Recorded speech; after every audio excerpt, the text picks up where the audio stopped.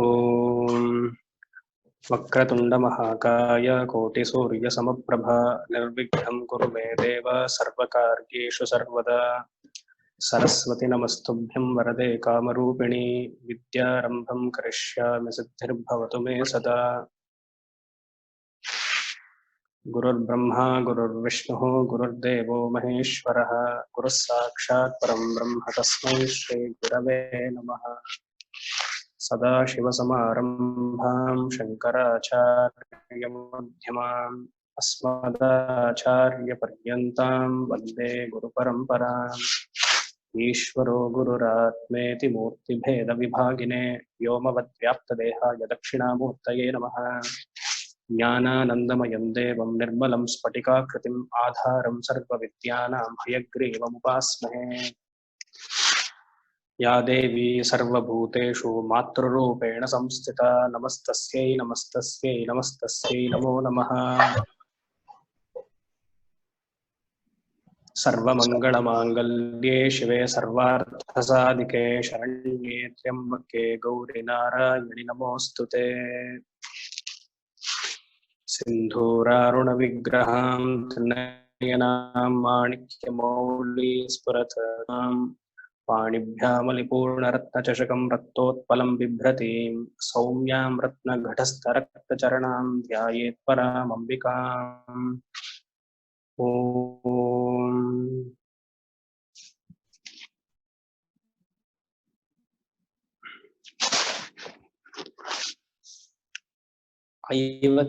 ನಾಮ 52 ಶ್ಲೋಕ ನೋಡಿದ್ವಿ. ಅದರಲ್ಲಿ ಸದ್ಗತಿ ನಿಲ್ಸಿದ್ವಿ.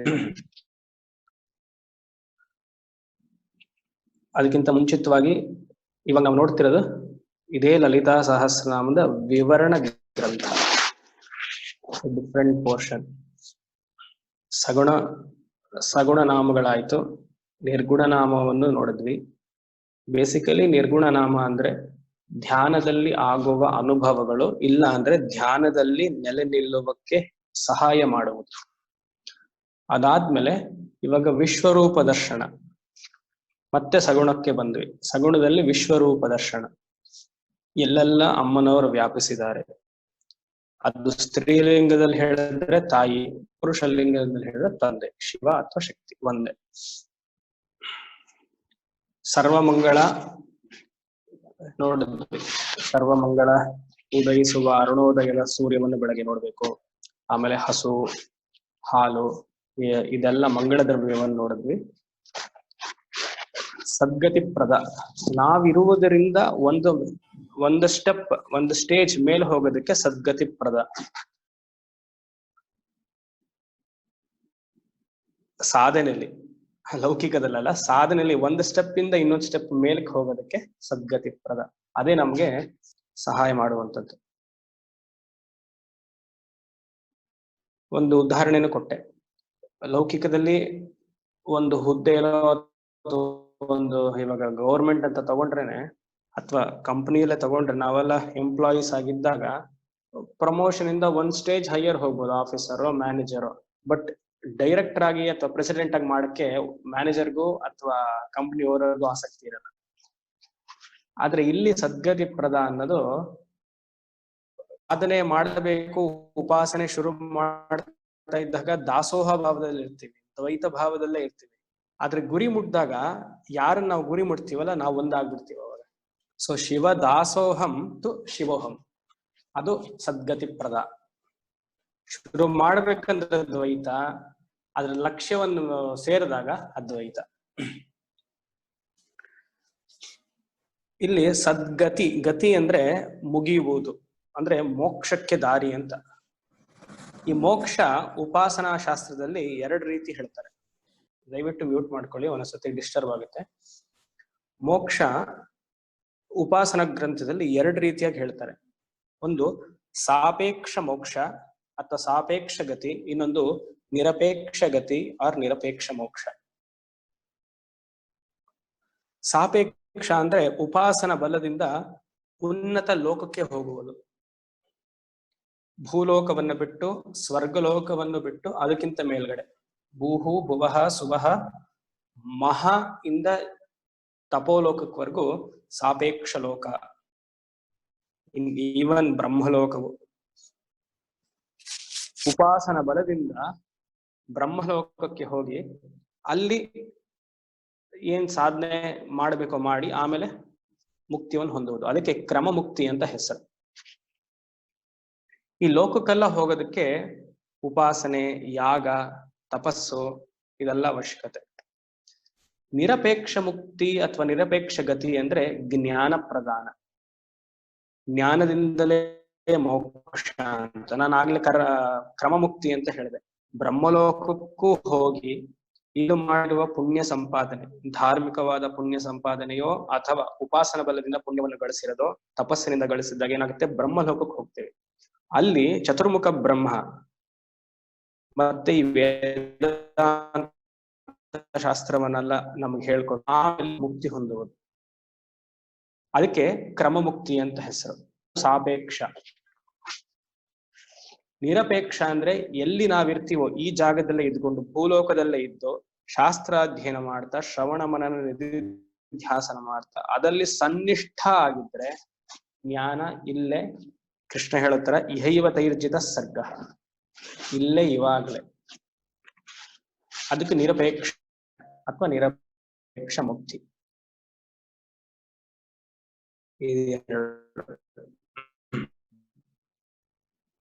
ಬ್ರಹ್ಮಲೋಕಕ್ಕೆ ಹೋಗುದು ಉಪಾಸನ ಮಾರ್ಗ, ಜ್ಞಾನ ಮಾರ್ಗ ಜೀವನ್ ಮುಕ್ತಿ. ಇದು ನಾವು ಮುಂದಿನದು ಸರ್ವೇಶ್ವರಿ. ಸಿಂಪಲ್ ಹೆಸರು ಹೇಳುತ್ತಾರೆ, ಎಲ್ಲಾ ದೇವತೆಗಳಿಗೂ ಲೀಡರ್ ಸರ್ವೇಶ್ವರಿ. ದೇವತೆಗಳಿಗೂ ಹೌದು, ಮನುಷ್ಯರಿಗೂ ಹೌದು, ಸರ್ವ ಯೋನಿಗಳಿಗೂ ಆಕೆ ಉನ್ನತ ಸ್ಥಾನದಲ್ಲಿದ್ದು ಅಗ್ರಗಣ್ಯಳಾಗಿ ನೆಲೆ ನಿಲ್ಲಿಸಿದ್ದಾಳೆ. ಸರ್ವಮಯಿ. ಸರ್ವಮಯಿ ಅನ್ನೋದು ವಿಶ್ವರೂಪ ದರ್ಶನ. ಈ ಸರ್ವಮಯಿ ಅನ್ನೋದು ಚೈತನ್ಯ ಭಾವ, ಆತ್ಮ ಚೈತನ್ಯಕ್ಕೆ ಸರ್ವಮಯಿ ಅಂತ ಒಂದು ಹೆಸರು. Consciousness principle, existence. ಈ ಮೈ ಅನ್ನೋದೇನಾಗುತ್ತೆ ಅಂದ್ರೆ ಎಲ್ಲಾ ಕಡೆ ಹರಡಿದೆ, ಎಲ್ಲಾ ಕಡೆ ಸೇರಿದೆ. ಸರ್ವಮಯಿ. ಹೇಗೆ ಜಾಮೂನಲ್ಲಿ ಆ ಸಕ್ಕರೆ ಪಾಕ ಜಾಮೂನ್ ಪೂರ್ತಿ ಹರಡಿರುತ್ತೋ, ರಸಗುಲ್ಲದಲ್ಲಿ ಹೇಗೆ ಆ ಸಕ್ಕರೆ ಪಾಕ ಪೂರ್ತಿ ಹರಡಿರುತ್ತೋ ಅದಕ್ಕೆ ಸರ್ವಮಯಿ, ಪೂರ್ತಿ ಹರಡಿರುತ್ತಲ್ಲ.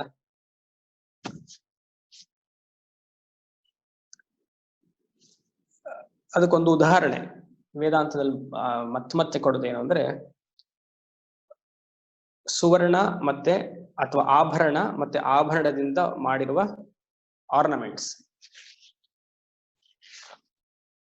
ಪ್ರಪಂಚ ಅನ್ನೋದು ಆರ್ನಮೆಂಟ್ ಇದ್ದಾಗೆ.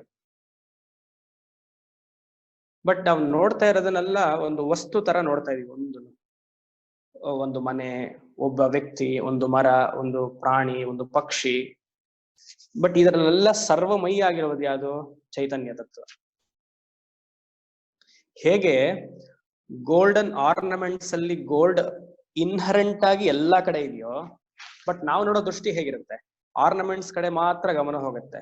ದ ಸಬ್ಸ್ಟ್ರಾಟಮ್, ಅಧಿಷ್ಠಾನ ತತ್ವ ಆಗಿರುವ ಸುವರ್ಣವನ್ ಕಡೆ ಗಮನನೇ ಹಾಕಲ್ಲ.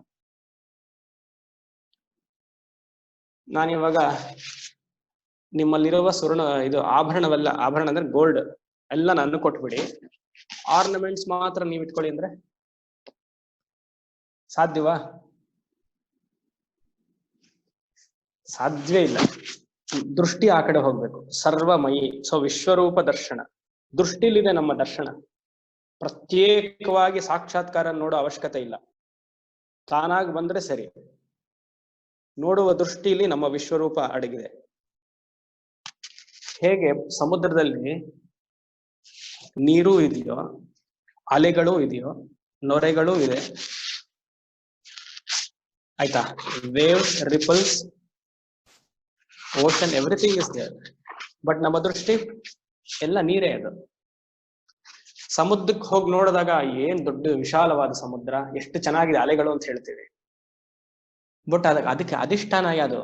ನೀರು. ನೀರಿಲ್ದೆ ಎಲ್ಲಿ ಅಲೆಗಳು?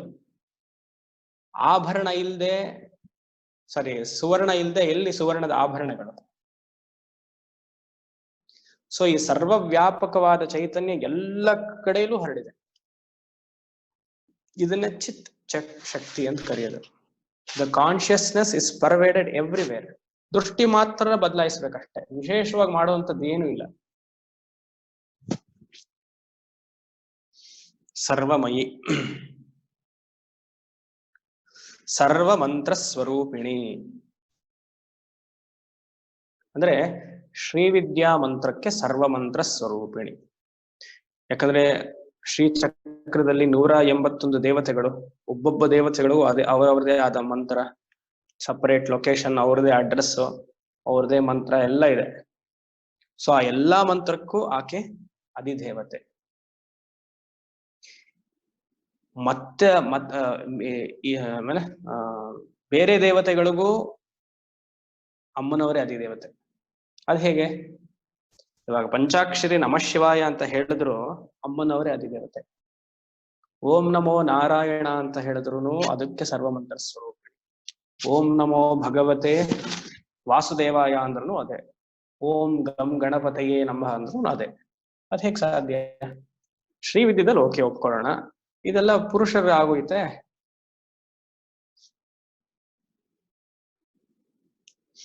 ಹೇಗೆ ಮಂತ್ರ ಉತ್ಪತ್ತಿ ಆಗತ್ತೆ? ಅಕ್ಷರ, ಪದ, ವಾಕ್ಯ. ಮಾಲಾ ಮಂತ್ರ ಎಲ್ಲ ನೀವು ತಗೊಂಡಾಗ, ದತ್ತಾತ್ರೇಯ ಮಾಲಾ ಮಂತ್ರ ಎಲ್ಲ ತಗೊಂಡಾಗ ಎಷ್ಟು 250 ಅಕ್ಷರ, 300 ಅಕ್ಷರಗಳು, ಅದೆಲ್ಲ ವಾಕ್ಯದ ಸಮೇತವಾಗೇ ಇದೆ. ಆ ವಾಕ್ಯವನ್ನು ಬಿಡಿಸಿದಾಗ ವರ್ಡ್ಸ್, ಪದಗಳು. ಅದನ್ನು ಬಿಡಿಸಿದಾಗ ಅಕ್ಷರ. ಅಕ್ಷರಕ್ಕೆ ಯಾರು ಅಧಿಪತೆ? ಸ್ಟಾರ್ಟಿಂಗ್ ಅಲ್ಲೇ ಹೇಳಿದ್ವಿ, 51 ವರ್ಣಮಾಲಾ ಅಕ್ಷರಕ್ಕೂ ವಾಗ್ವಾದಿನಿ ಅಧಿಪತೆ. ಕವರ್ಗ, ಚವರ್ಗ, ಟವರ್ಗ, ತವರ್ಗ, ಪವರ್ಗ, ಸ್ವರಾಕ್ಷರಗಳು, ವ್ಯಂಜನಾಕ್ಷರಗಳು ಎಲ್ಲವೂ ಮತ್ತು ವಾಗ್ವಾದಿನಿ ಬಂದಿದ್ ಹೇಗೆ? ಅಮ್ಮರವರ ಬಾಯಿಂದ ತಾನೆ. ಸೊ ಪ್ರತಿಯೊಂದು ಮಂತ್ರವನ್ನು ನಾವು ಪ್ರಪಂಚದಲ್ಲಿ ಯಾವ್ದೆಲ್ಲ ಇದೆಯೋ, ಮಂತ್ರ ಮಹೋದಯ ಎನ್ನುವ ಮಂತ್ರಶಾಸ್ತ್ರದ ಪುಸ್ತಕ ಏನಿದೆಯೋ ಎಲ್ಲದಕ್ಕೂ ಅಮ್ಮನವರೇ ಅಧಿಪತಿ. ಪ್ರತ್ಯೇಕವಾಗಿ ಋಷಿ ಅದನ್ನ ಕಂಡಿರಬಹುದು. ವಾಮದೇವ ಋಷಿ ಶಿವಪಂಚಾಕ್ಷರಿ ಮಹಾಮಂತ್ರಸ್ಯ ಋಷಯ ಅಂತ ಹೇಳ್ಬೋದು, ಭೈರವ ಋಷಿ ಅಂತ ಇನ್ನೊಂದಕ್ಕೆ ಹೇಳ್ಕೊಳ್ಬೋದು. ಮೂಲತಃ ಎಲ್ಲಿ ಅಕ್ಷರ ಇದೆಯೋ ಅಲ್ಲಿ ಸರಸ್ವತಿ. ಸರಸ್ವತಿ ಇದ್ರೆ ವಾಕ್ ಸ್ಥಾನ. ಆ ವಾಕಲ್ಲಿ ಅಷ್ಟ ವಾಕ್ ದೇವತೆಗಳು ಇರಲೇಬೇಕು. ವಶಿನ್ಯಾದಿ ವಾಗ್ದೇವತೆಗಳು. ವಶಿನ್ಯಾದಿ ವಾಗ್ದೇವತೆ is nothing but Lalita Tripura Sundari, the ಶಕ್ತಿ ಸ್ವರೂಪ. ಸೊ ನಮಗೆ ಪ್ರತಿಯೊಂದು ಮಂತ್ರ ಸಿದ್ಧಿ ಆಗ್ಬೇಕು ಅಂದ್ರೂ ಅಮ್ಮನವರ ಅಥವಾ ಸರಸ್ವತಿ ವಾಗ್ವಾದಿನಿ ಅಂತೀವಿ, ವಶಿನ್ಯಾದಿ ವಾಗ್ದೇವತರ ಅನುಗ್ರಹ ಇರಲೇಬೇಕು. Very important.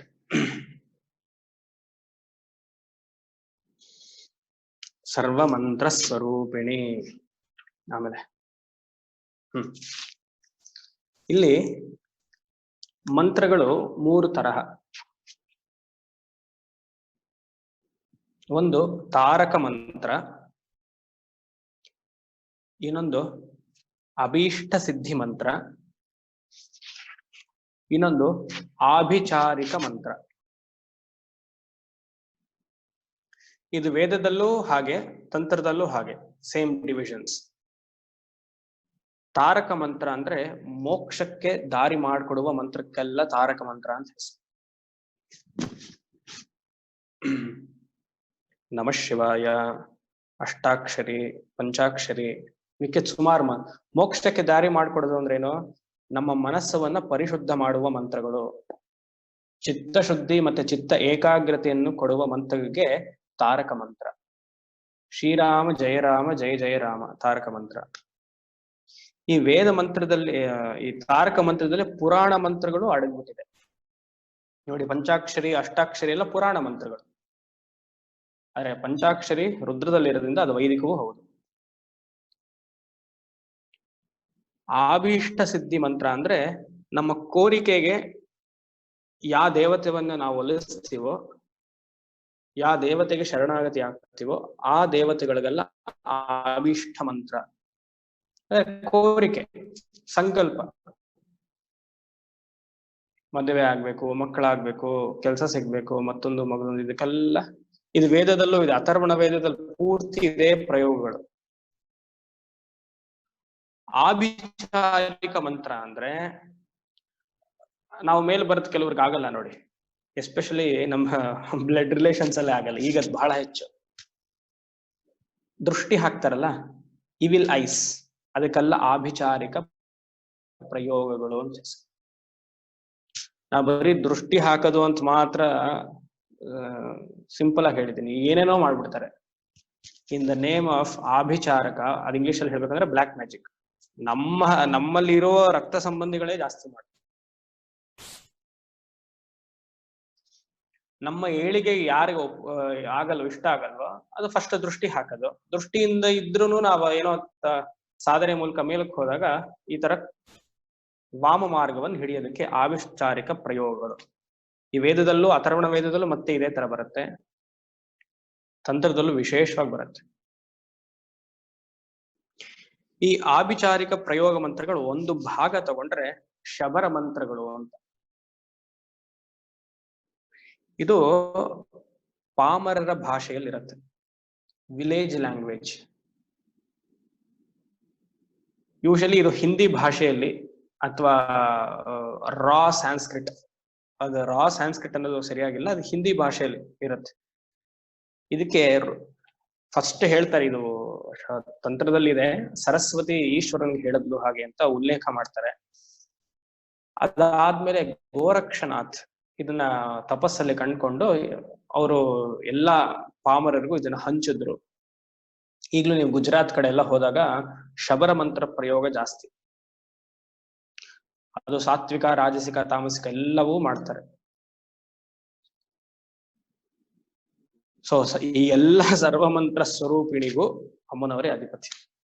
ಸೊ ನಮ್ಮ ದೃಷ್ಟಿ ಯಾವಾಗ್ಲೂ ತಾರಕ ಮಂತ್ರ ಕಡೆ ಇರ್ಬೇಕು, ಎಲ್ಲೋ ಒಂದು ಆ ಕಡೆ ಈ ಕಡೆ ಅಭಿಷ್ಟ ಸಿದ್ಧಿ ಕಡೆ, ಕಾಮ್ಯಾರ್ಥ ಸಿದ್ಧಿಗೆ ಸ್ವಲ್ಪ ಮಾಡ್ಕೊಳ್ಬೇಕು. ಬಿಟ್ರೆ ಆಭಿಚಾರಿಕ ಮಂತ್ರ ಪ್ರಯೋಗನ ಒಪ್ಲೇಬಾರ್ದು, ಅದ್ರ ಕಡೆ ಹೋಗ್ಲೂಬಾರ್ದು.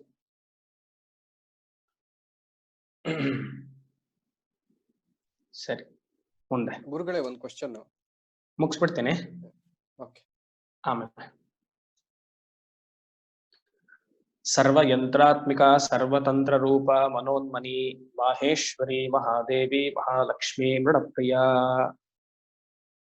ಸರ್ವ ಮಂತ್ರ, ಮತ್ತೆ ಸರ್ವ ಮಂತ್ರ ಅಂದ್ರೆ ಶ್ರೀವಿದ್ಯಾ ಮಂತ್ರ.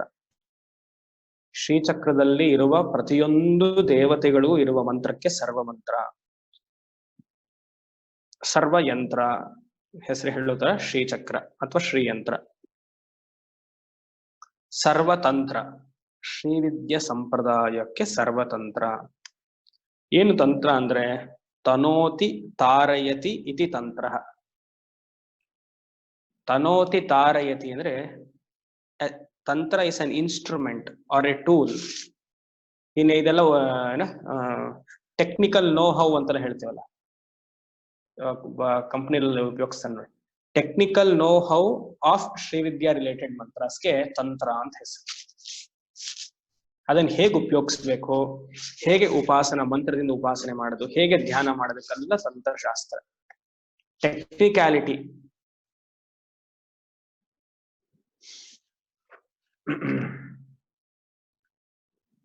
ಮನೋನ್ಮನಿ ಇದು ಸ್ತ್ರೀಲಿಂಗ. ಮನೋನ್ಮನಃ ಅಂದ್ರೆ ಈಶ್ವರ, ಮನೋನ್ಮನಿ ಅಂದ್ರೆ ಅಮ್ಮನವರು. ವೇದದಲ್ಲೇ ಬರುತ್ತೆ, ಶಿವೋಪಾಸನ ಮಂತ್ರದಲ್ಲೇ ಬರುತ್ತೆ. ಜ್ಞಾಪಕ ಇದೆಯಾ? ವಾಮದೇವಾಯ ನಮೋ ಜ್ಯೇಷ್ಠಾಯ ನಮಃ ಶ್ರೇಷ್ಠಾಯ ನಮೋ ರುದ್ರಾಯ ನಮಃ ಕಾಲಾಯ ನಮಃ ಕಲವಿಕರ್ಣಾಯ ನಮೋ ಬಲವಿಕರ್ಣಾಯ ನಮೋ ಬಲಾಯ ನಮೋ ಬಲ ಪ್ರಮಥನಾಯ ನಮಃ ಸರ್ವಭೂತ ದಮನಾಯ ನಮೋ ಮನೋನ್ಮನಾಯ ನಮಃ. ಬಹಳ ವಿಶೇಷವಾದ ನಾಮ ಮನೋನ್ಮನಾಯ ನಮಃ.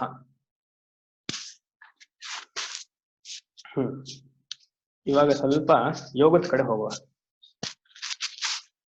ಭ್ರೂಮಧ್ಯದಿಂದ ಅಂದ್ರೆ ಈ ಥರ್ಡ್ ಐ ಇಂದ ಬಿಂದು ಸ್ಥಾನಕ್ಕೆ ಮನೋನ್ಮನ ಅಥವಾ ಮನೋನ್ಮನಿ ಅಂತ ಹೆಸರು. ಇಲ್ಲಿ ಸೂಕ್ಷ್ಮವಾಗಿ 8 ಚಕ್ರಗಳಿರುತ್ತೆ. ಸೂಕ್ಷ್ಮವಾಗಿ 8 ಚಕ್ರಗಳು. ಅದು ಹೇಗ್ ಗುರುತು ಮಾಡೋದು?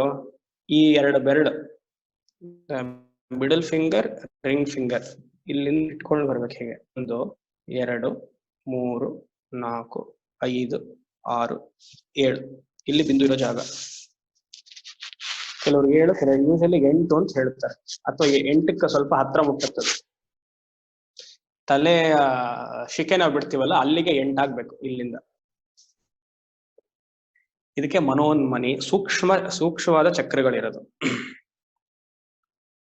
ಮತ್ತೆ ಯೋಗದಲ್ಲಿ ಮನೋನ್ಮನಿ ಅಂದ್ರೆ ಸಮಾಧಿ ಸ್ಥಿತಿಗೆ ಮನೋನ್ಮನಿ ಅಂತ ಹೇಳ್ತಾರೆ.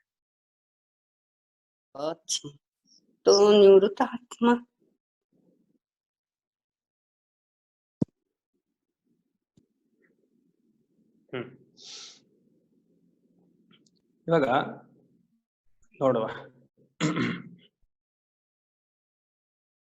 ಹಠಯೋಗ ಪ್ರದೀಪಿಕಾ ರೆಫರೆನ್ಸ್ ತಗೊಳ್ಳೋಣ.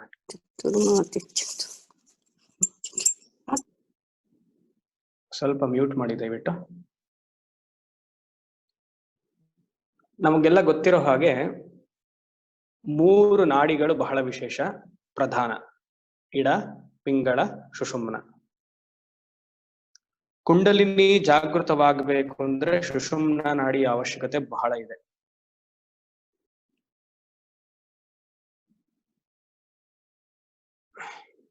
ಓಕೆ, ಸುಷುಮ್ನ ನಾಡಿ ನಮ್ಮಲ್ಲಿ ದೇಹದಲ್ಲಿ ಸಂಚಾರ ಮಾಡ್ತಿದೆ ಅನ್ನಕ್ಕಿಂತ ಮುಂಚೆ ಇಡ ಮತ್ತೆ ಪಿಂಗಳ ನಾಡಿ ಸಿದ್ಧಿ ಆಗಿರ್ಬೇಕು. ಅಂದ್ರೆ ಪ್ರಯತ್ನ ಇಲ್ಲದೆ, ಹೀಗೆಲ್ಲ ಮೂಗ್ ಹಿಡ್ಕೊಳ್ಳದೆ, ಪ್ರಯತ್ನ ಇಲ್ಲದೆ ಒಂದು ನಾಡಿಯಿಂದ ಇನ್ನೊಂದು ನಾಡಿಗೆ ಫ್ಲೋ ಆಗ್ಬೇಕು ಪ್ರಾಣ.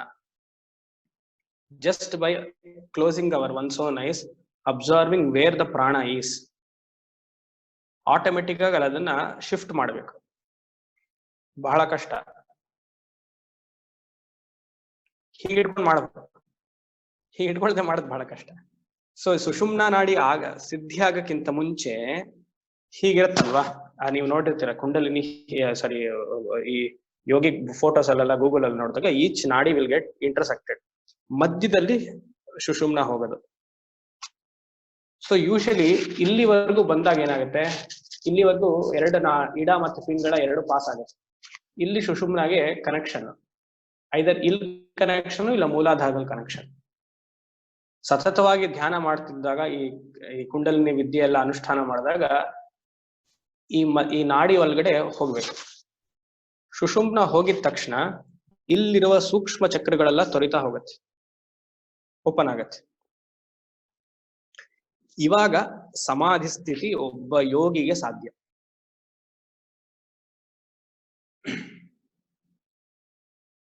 ಈಗ ಹಠಯೋಗ ಪ್ರದೀಪಕ್ಕೂ ಹೋಗುವ.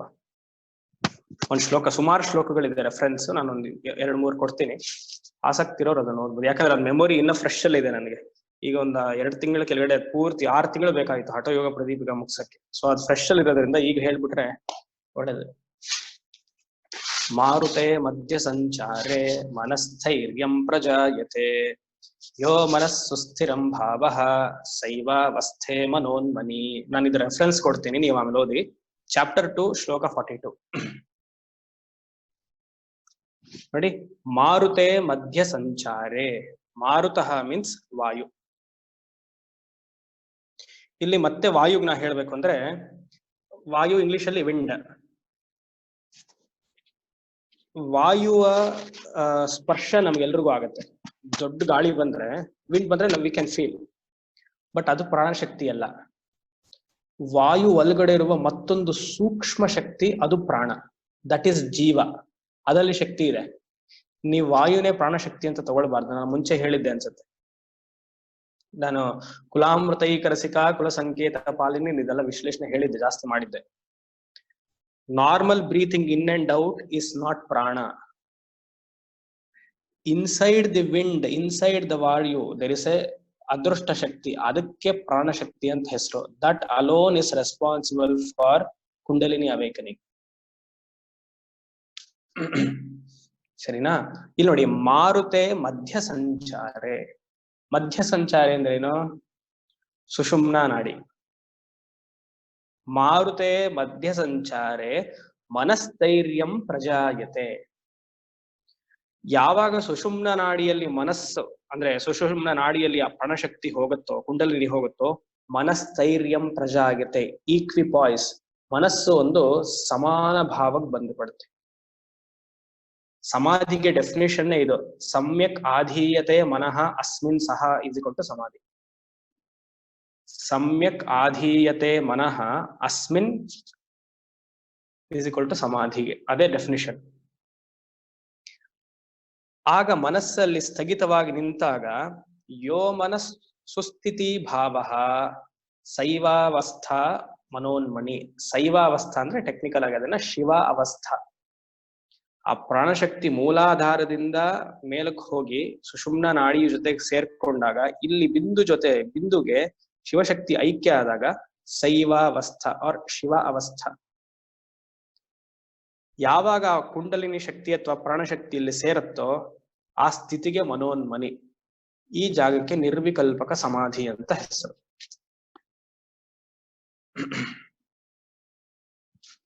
ಇನ್ನೊಂದು ಶ್ಲೋಕ ನೋಡುವ. ಚಾಪ್ಟರ್ 3 ಶ್ಲೋಕ 54 ಹಠಯೋಗ ಪ್ರದೀಪಿಕ. ಏಕಂ ಸೃಷ್ಟಿಮಯಂ ಬೀಜಂ ಏಕೋ ಮುದ್ರಾ ಚ ಖೇಚರಿ ಏಕೋ ದೇವೋ ನಿರಾಲಂಬ ಏಕಾವಸ್ಥಾ ಮನೋನ್ಮನಿ. ಅದ್ಭುತವಾದ ಗ್ರಂಥ ಇದು. ಯೋಗಶಾಸ್ತ್ರವನ್ನ ಅಧ್ಯಯನ ಮಾಡೋರ್ಗೆ, ಆಸಕ್ತಿ ಇರೋರ್ಗೆ ಈ ಗ್ರಂಥವನ್ನ ಬಿಡದೆ ಅಭ್ಯಾಸ ಮಾಡಬೇಕು.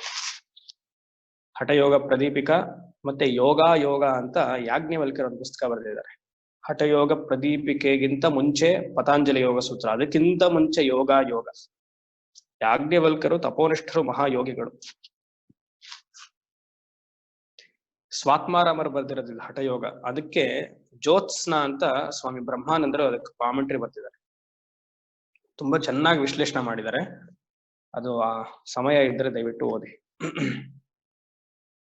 ನೋಡಿ, ಏಕಂ ಸೃಷ್ಟಿಮಯಂ ಬೀಜಂ. ಇಲ್ಲಿ ಬೀಜ ಅಂದ್ರೆ ಮತ್ತೆ ಬಿಂದು ಸ್ಥಾನಕ್ಕೆ ಬೀಜ ಅಂತ ಹೆಸರು. ಯಾಕೆ ಅದನ್ನ ಸೃಷ್ಟಿಮಯಂ ಅಂತ ಕರೆದ್ರು? ಶ್ರೀಚಕ್ರದಲ್ಲೂ ಬಿಂದು ನಾನು ಹೇಳಿದ್ದೆ, ಭೂಪುರದಿಂದ ಮೇಲಕ್ಕೆ ಹೋದ್ರೆ ಸಂಹಾರ, ಬಿಂದುವಿಂದ ಕೆಳಗಡೆಗೆ ಬಂದ್ರೆ ಅದು ಸೃಷ್ಟಿಕ್ರಮ, ಸಂಹಾರ ಕ್ರಮ. ತ್ರೈಲೋಕ್ಯ ಮೋಹನ ಚಕ್ರದಿಂದ ಹೋದಾಗ ಅದು ಸಂಹಾರ ಕ್ರಮ, ಬಿಂದುವಿಂದ ಬಂದಾಗ ಅದು ಸೃಷ್ಟಿಕ್ರಮ. ಯಾಕೆ? ಅಲ್ಲೇ ತಾನೆ ಶಿವಶಕ್ತಿಯರ ಐಕ್ಯ. ಎಲ್ಲಿ ಶಿವಶಕ್ತಿಯರ ಐಕ್ಯ ಆಗುತ್ತೋ ಅಲ್ಲಿ ಸೃಷ್ಟಿ ಸಹಜ. ಇದು ಮತ್ತೆ ನೀವು ಜ್ಞಾಪಿಸ್ಕೊಳ್ಬೇಕು. ಕುಲಾಮೃತೈಕ ರಸಿಕ ಕುಲ ಸಂಕೇತ ಪಾಲಿನಿ, ಟ್ರಾನ್ಸ್ಫಾರ್ಮರ್ ಎಕ್ಸಾಂಪಲ್ ಎಲ್ಲ ಕೊಟ್ಟೆ, ನಪ್ಕ ಇದೆಯಾ? ಚಿಚ್ಚಕ್ತಿ ಪ್ರಭಾವ ಅಂತ. ಒಂದನ್ನ ಹೇಳಿದಾಗ ಇನ್ನೊಂದು ಮರ್ತ್ಬಿಟ್ರೆ ಮುಗಿತ್ ಕತೆ, ಲಿಂಕ್ ಸಿಗಲ್ಲ. ಶೇಕ್ಸ್ಪಿಯರ್ ಪಯಮ್ ಆಗೋಗುತ್ತೆ. ಒಂದಕ್ಕೊಂದು ಕನೆಕ್ಷನ್ ಇರಬೇಕು. ಏಕಂ ಸೃಷ್ಟಿಮಯಂ ಬೀಜಂ. ಆ ಸೃಷ್ಟಿಯಲ್ಲಿ ವಿಶೇಷವಾದ ಸೃಷ್ಟಿ ಯಾವ್ದಪ್ಪ ಅಂದ್ರೆ ಬಿಂದು ಸ್ಥಾನ. ನೆಕ್ಸ್ಟ್ ಹೇಳ್ತಾರೆ ನೋಡಿ, ಮುದ್ರಾ ಏಕಂ ಮುದ್ರಾ ಚ ಖೇಚರಿ. ಸಾವಿರಾರು ಮುದ್ರಗಳಿದೆ, ಅದ್ರಲ್ಲಿ ಒಂದು ಮುದ್ರ ಬಹಳ ವಿಶೇಷವಾಗಿ ಹೇಳಿರೋದು ಸಮಾಧಿ ಸ್ಥಿತಿಗೆ, ಖೇಚರಿ ಮುದ್ರ. ಮಾಡೋದು ಬಹಳ ಕಷ್ಟ. ಎಂಟೈರ್ ಲೈಫ್ ನ ಡೆಡಿಕೇಟ್ ಮಾಡ್ಬೇಕು ಯೋಗಿ ಆಗ್ಬೇಕು ಅಂದ್ರೆ. ಅಲ್ಲೂ ಹೋಗ್ತೀನಿ, ಇಲ್ಲೂ ಮಾಡ್ತೀನಿ, ಎಲ್ಲ ಬೇಕು ಅಂದ್ರೆ ಖಂಡಿತ ಯೋಗಿನೂ ಆಗಲ್ಲ, ಭೋಗಿನೂ ಆಗಕ್ ಸಾಧ್ಯ ಇಲ್ಲ. ಮಧ್ಯದಲ್ಲಿದ್ದಾಗ ತ್ರಿಶಂಕು ಸ್ವರ್ಗ ಆಗ್ತೀವಿ. ಪೂರ್ತಿ ಲೈಫ್ ಡೆಡಿಕೇಟ್ ಮಾಡಿಡ್ಬೇಕು. ಸುಮಾರು ಜನ ಇದ್ದಾರೆ, ಮಾಡಿರೋರು ಇದ್ದಾರೆ. ಅದೃಷ್ಟವಶಾತ್ ನೋಡಿದೀವಿ ಅವ್ರನ್ನೆಲ್ಲ.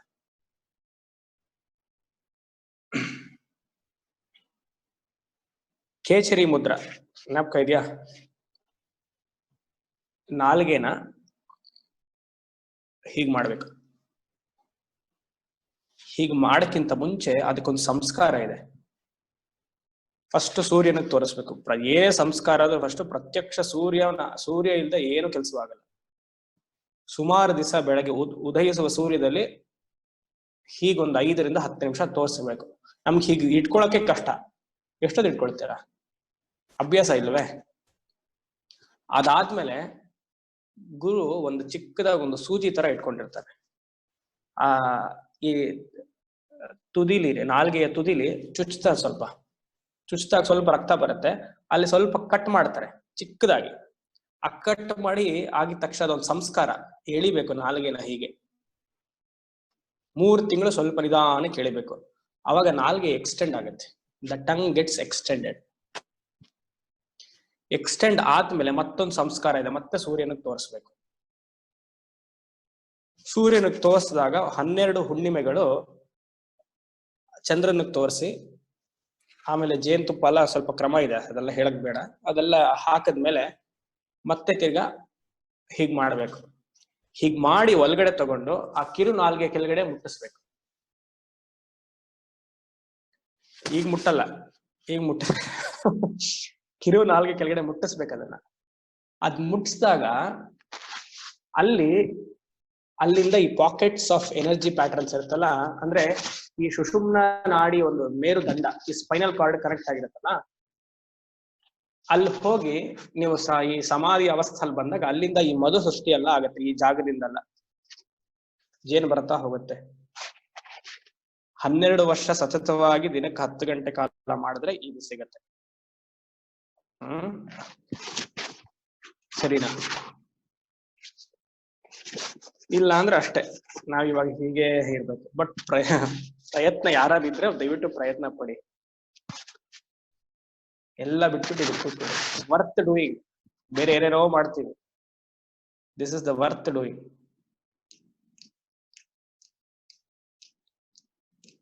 ಬೆದಕಾಟ ಬದುಕೆಲ್ಲ ಚಣ ಚಣವು ಹೊಸ ಹಸಿವು, ಅದಕ್ಕಾಗಿ ಇದಕ್ಕಾಗಿ ಮತ್ತೊಂದಕ್ಕಾಗಿ ಅಧಿಕಾರ ಸಿರಿ ಸೊಗಸು ಕೀರ್ತಿಗಳ ನೆನೆದು ಮನ ಕುದಿಯುತ್ತಿಹುದಾವಗು ಮಂಕುತಿಮ್ಮ. ಇದೆಲ್ಲ ಕಮ್ಮಿ ಆಗ್ಬೇಕು, ಅಟ್ಲೀಸ್ಟ್ ಈ ಕಡೆ ಸ್ವಲ್ಪ ಹೋಗ್ಬೇಕು ಮನಸ್ಸು. ಸರಿ, ಇದಕ್ಕೆ ಕೇಚರಿ ಮುದ್ರಾ ಅಂತ ಹೆಸರು. ಏಕೋ ದೇವೋ ನಿರಾಲಂಬ. ಆಲಂಬ ಅಂದ್ರೆ ಸಪೋರ್ಟ್, ನಿರಾಲಂಬ ಅಂದ್ರೆ ನೋ ಸಪೋರ್ಟ್. ಬಿಂದುಗೆ ಯಾವ ಸಪೋರ್ಟ್ ಬೇಕಾಗಿಲ್ಲ, ಶಿವಶಕ್ತಿ ಐಕ್ಯ. ಏಕೋ ದೇವೋ ನಿರಾಲಂಬ, ದೇರ್ ಇಸ್ ಓನ್ಲಿ ಒನ್ ಅವಸ್ಥಾ, ಏಕಾವಸ್ಥಾ ಮನೋನ್ಮನಿ. ನಿರ್ವಿಕಲ್ಪಕ ಸಮಾಧಿ ಮಾತ್ರ ಒಂದು ಅವಸ್ಥಾ. ಆ ಅವಸ್ಥೆಯಲ್ಲಿ ದ್ವೈತ ಭಾವವೇ ಇಲ್ಲ ಯೋಗಿಗೆ. ಇನ್ನೊಂದು ನೋಡ್ಬೋದು, ಚಾಪ್ಟರ್ 4 ಶ್ಲೋಕ 20 ಹಠಯೋಗ ಪ್ರದೀಪಿಕ. ಸುಷುಮ್ನಾ ವಾಹಿನಿ ಪ್ರಾಣೋ ಸಿದ್ಧ್ಯತ್ಯೇವ ಮನೋನ್ಮನಿ, ಅನ್ಯಥಾ ಇತರಾಭ್ಯಾಸಾಃ ಪ್ರಯಾಸೇನೈವ ಯೋಗಿನಾಂ. ಖಂಡನೆ ಮಾಡ್ತಾ ಇದ್ದಾರೆ ಇಲ್ಲಿ ಸ್ವಾತ್ಮಾರಾವರು. ಅವ್ರಿಗೆ ಗೊತ್ತಿತ್ತು, ಈಗಿನ ಕಾಲದಲ್ಲಿ ಸುಮಾರು ಜನ ಗುರುಗಳು ಕುತ್ಕೊಳ್ತಾರೆ, ಅವ್ರು ಯೋಗವನ್ನು ಹೇಳ್ಕೊಡ್ತಾರೆ. ಶಾಸ್ತ್ರಾಧ್ಯಯನ ಇಲ್ಲದೆ, ಸಂಪ್ರದಾಯವನ್ನ ಇಲ್ಲದೆ ಸುಮಾರು ಜನ ಮಾರ್ಕೆಟಿಂಗ್ ಮಾಡೋ ಯೋಗ ಗುರು ಸುಮಾರು ಜನ ಬರ್ತಾರೆ ಅಂತ ಅವಾಗ್ಲೇ ಅವ್ರಿಗೆ ಸ್ವಾತ್ಮಾರಾವರು ಗೊತ್ತಿತ್ತು. ಇದೆಲ್ಲ 500 ವರ್ಷದ ಹಿಂದೆ ಪುಸ್ತಕ ಬರ್ತಿದ್ದು. ಅಲ್ಲಿ ನೋಡಿ, ಸುಷುಮ್ನ ವಾಹಿನಿ ಪ್ರಾಣ. ವಾಹಿನಿ ಅಂದ್ರೆ ಫ್ಲೋ. ಹೇಗೆ ಪ್ರಾಣ ಸುಷುಮ್ನ ನಾಡಿ ಹೋದ ತಕ್ಷಣ ಸಿದ್ಧತ್ಯೇವ ಮನೋನ್ಮನಿ, ಸುಷುಮ್ನಾಗ್ ನಿಮ್ಮ ಪ್ರಾಣ ಬಂದ್ಬಿಡ್ತು ಅಂದ್ರೆ ಮನಸ್ಸು ಸ್ಥಗಿತವಾಗೋಗುತ್ತೆ. ಕೆಲವು ಸತಿ ನಮ್ಗೆಲ್ಲ ಜಪ ಅನುಷ್ಠಾನ ಅಥವಾ ಧ್ಯಾನ ಎಲ್ಲ ಸ್ವಲ್ಪ ಮಾಡಿದಾಗ ಎಲ್ಲೋ ಒಂದು 5 ಮಿನಿಟ್ಸ್, ಅದು ಇನ್ನ ಕಮ್ಮಿ ಹೇಳ್ಬೇಕು, ಒಂದು 2-3 minutes total absolute no thought state ಹೋಗ್ತೀವಿ ನೋಡಿ, ಏನು ಗೊತ್ತೇ ಇರಲ್ಲ. ಆಗ ಅದು ಪ್ರಾಣ ಅಲ್ಲಿ ಹೋಗಕ್ ತಯಾರಾಗ್ತಿದೆ ಅಂತ ಅರ್ಥ. ತಯಾರಾಗ್ತಿದೆ, ಇನ್ನ ಹೋಗಿಲ್ಲ. ನೆನ್ನೆ ಕ್ಲಾಸ್ ಹೇಳೋ ಪ್ರಕಾರ ಯಾವ ಅವಸ್ಥೆ ಇದು? ಬ್ರಹ್ಮವಿದ್ವರೀಯ ಆ ಅವಸ್ಥೆ. ಆಮೇಲೆ ಅವ್ರು ಹೇಳ್ತಾರೆ, ಇದನ್ನ ಮಾಡದೆ ಬೇರೆ ಏನೆಲ್ಲ ಯೋಗ ಮಾಡಿ, ಏನು ನಾರ್ಮಲ್ ಫಿಸಿಕಲ್ ಎಕ್ಸರ್ಸೈಸಸ್ ಮಾಡಿ, ಕೈ ತೆಗಿಯೋದು, ಕಾಲು ಆ ಕಡೆ ಇದು ಮಾಡೋದು, ಅದೆಲ್ಲ ತುಂಬಾ ABCD ಕ್ಲಾಸ್, ಅದೆಲ್ಲ ಮಾಡಿ, ಬೇಡ ಅಂತಲ್ಲ. ಬಟ್ ಅದನ್ನ ಒಂದ್ ಲೆವೆಲ್ ಬಿಟ್ಬಿಟ್ಟು ಅನ್ಯಥಾ ಇತರ ಅಭ್ಯಾಸ, ಇದನ್ನೆಲ್ಲ ಬಿಟ್ಬಿಟ್ಟು ನಾವು ಅದ್ರ ಕಡೆನೇ ಫೋಕಸ್ ಮಾಡಿ, ನಾನು ಹೇಳ್ತಿಲ್ಲ ಸ್ವಾತ್ಮರಾವರು, ಇದನ್ನೇ ಮಾಡಿದ್ರೆ ಪ್ರಯಾಸೆ ಏವ ಯೋಗಿನ, it is very laborious, it is a struggle, you will not reach the yogic goal. Patanjali Yoga Sutra ಅಂತ ಒಬ್ರು ಬೋರ್ಡ್ ಹಾಕ್ತಾರೆ, ಪತಾಂಜಲಿ ಯೋಗ ಸೂತ್ರ ಅಲ್ಲಿ ನಾನ್ ಸರಿ ಹೇಳ್ಕೊಡ್ತಿಲ್ಲ ಅಂತ ಒಬ್ರು, ಇಲ್ಲ ನಾನು ಇಲ್ಲಿ ಹೇಳ್ಕೊಡ್ತೀನಿ ಅಂತ ಇನ್ನೊಬ್ರು, ಅದಕ್ಕೆ ಟೆಕ್ನಿಕಲ್ ನೇಮ್ಸ್ ಎಲ್ಲ ಕರ್ಕೊಳ್ಳೋದು. ಯಾರಿಗ್ ಗೊತ್ತು ಯಾರು ಕರೆಕ್ಟ್ ಆಗಿ ಹೇಳ್ತಿದಾರೋ ಇಲ್ವೋ ಅಂತ. ಪ್ರತಿಯೊಂದಕ್ಕೂ ಒಂದು ಶಿಷ್ಟಾಚಾರ, ಒಂದು ಸಂಪ್ರದಾಯ, ಒಂದು ಗುರು ಪರಂಪರೆ. Because now yoga has become so famous. ಎದ್ದಿದ ತಕ್ಷಣ ಯೂಟ್ಯೂಬ್ ಅಲ್ಲಿ ಆಗ್ಲಿ ಅಥವಾ ನಾರ್ಮಲ್ ಶಂಕರ ಚಾನೆಲ್ ಆಗ್ಲಿ ಎದ್ದಿದ ತಕ್ಷಣ ಅಟ್ಲೀಸ್ಟ್ ಯಾರೋ ಒಂದು ಆಸನ ಮಾಡ್ತಾನೆ ಇರುತ್ತೆ. ಏನೋ ಒಂದು ಆಸನೆ, ಅಲ್ಲಿ ಬಗ್ಗದು, ಇಲ್ಲಿ ಹೇಳೋದು. ಅದ್ ಕ್ರಮವಾಗಿ ಮಾಡ್ಬೇಕಲ್ವಾ. ಒಬ್ಬ ಯೋಗಿ ಆದವನು ಹೊರಗಡೆನೆ ಬರಬಾರ್ದು. ನಮ್ಗೆ ನಾನು ನೆನ್ನೆ ಅದೇ ಕ್ಲಾಸಲ್ಲಿ ಹೇಳ್ತಿದ್ದೆ, ಎಷ್ಟು ಕ್ಯೂರಿಯಾಸಿಟಿ ಇದೆ ನಮ್ಗೆ ಇದರ ಬಗ್ಗೆ ಎಲ್ಲ ತಿಳಿಬೇಕು, ಯೋಗ ಸಮಾಧಿ ಎಲ್ಲ ತಿಳಿಬೇಕು ಅಂತ. ಬಟ್ ನಾವ್ ತಿಳಿತೀವಿ ಅಷ್ಟೇ, ಪ್ರಾಕ್ಟೀಸ್ ಯಾಕೆ ಮಾಡಲ್ಲ?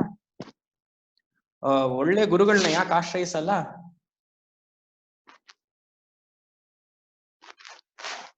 ಒಳ್ಳೆ ಸದ್ಗುರುನ ಆಶ್ರಯಿಸ್ಬೇಕು ನಾವು. ಇಂಗ್ಲಿಷ್ ಅಲ್ಲಿ ಕರೆಕ್ಟ್ ಆಗಿ ಹಾಕೊಳ್ಳಿ, SADGURU, ಸ್ಯಾಡ್ ಗುರು ಆಗ್ಬಾರ್ದು ಆಮೇಲೆ. ಅದು ಒಳ್ಳೆ ಸದ್ಗುರು ಆಗಿರ್ಬೇಕು, ಸಂಪ್ರದಾಯವಾದ ಗುರು.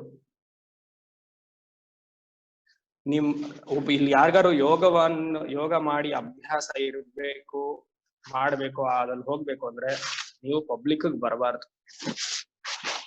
ಶಾಸ್ತ್ರ ಮತ್ತೆ ಆ ಸಂಪ್ರದಾಯ ತಿಳಿದಿರುವ ಗುರುಗೆ ಹೋಗಿ ಅವರ ಹತ್ರ ತಲೆಬಾಗಿ ಈ ವಿದ್ಯೆಯನ್ನು ಹೇಳ್ಕೊಡಿ ಅಂತ ಹೇಳಬೇಕು. ತದ್ವಿದ್ಯ ಪ್ರಣಿಪಾತೇನ ಪರಿಪ್ರಶ್ನೇನ ಸೇವೆಯ ಉಪದೇಕ್ಷಂತಿತೆ ಜ್ಞಾನಂ ಜ್ಞಾನಿನ ತತ್ವದರ್ಶನ.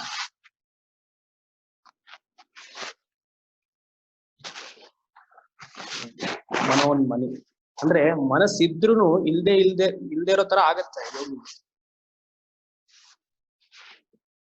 ನಿರ್ವಿಕಲ್ಪಕ ಸಮಾಧಿಗೆ ಮನೋನ್ಮನಿ, this is the goal. Srividya ಮಾಡ್ತೀರಾ ಇದೆ. ಹಠಯೋಗ ಪ್ರದೀಪಿಕಲ್ಲಿ ಹೇಳಿರೋದು ಶ್ರೀವಿದ್ಯಾ ಸಾಧನೆ. ಎಲ್ಲಿ ಕುಂಡಲಿನಿ ಷಟ್ಚಕ್ರ ಬಂತು ಅಂದ್ರೆ ಅದೆಲ್ಲ ಶ್ರೀವಿದ್ಯಾಗೆ ರಿಲೇಟೆಡ್. ಯಾಕಂದ್ರೆ ಶಕ್ತಿ ಅಲ್ವಾ.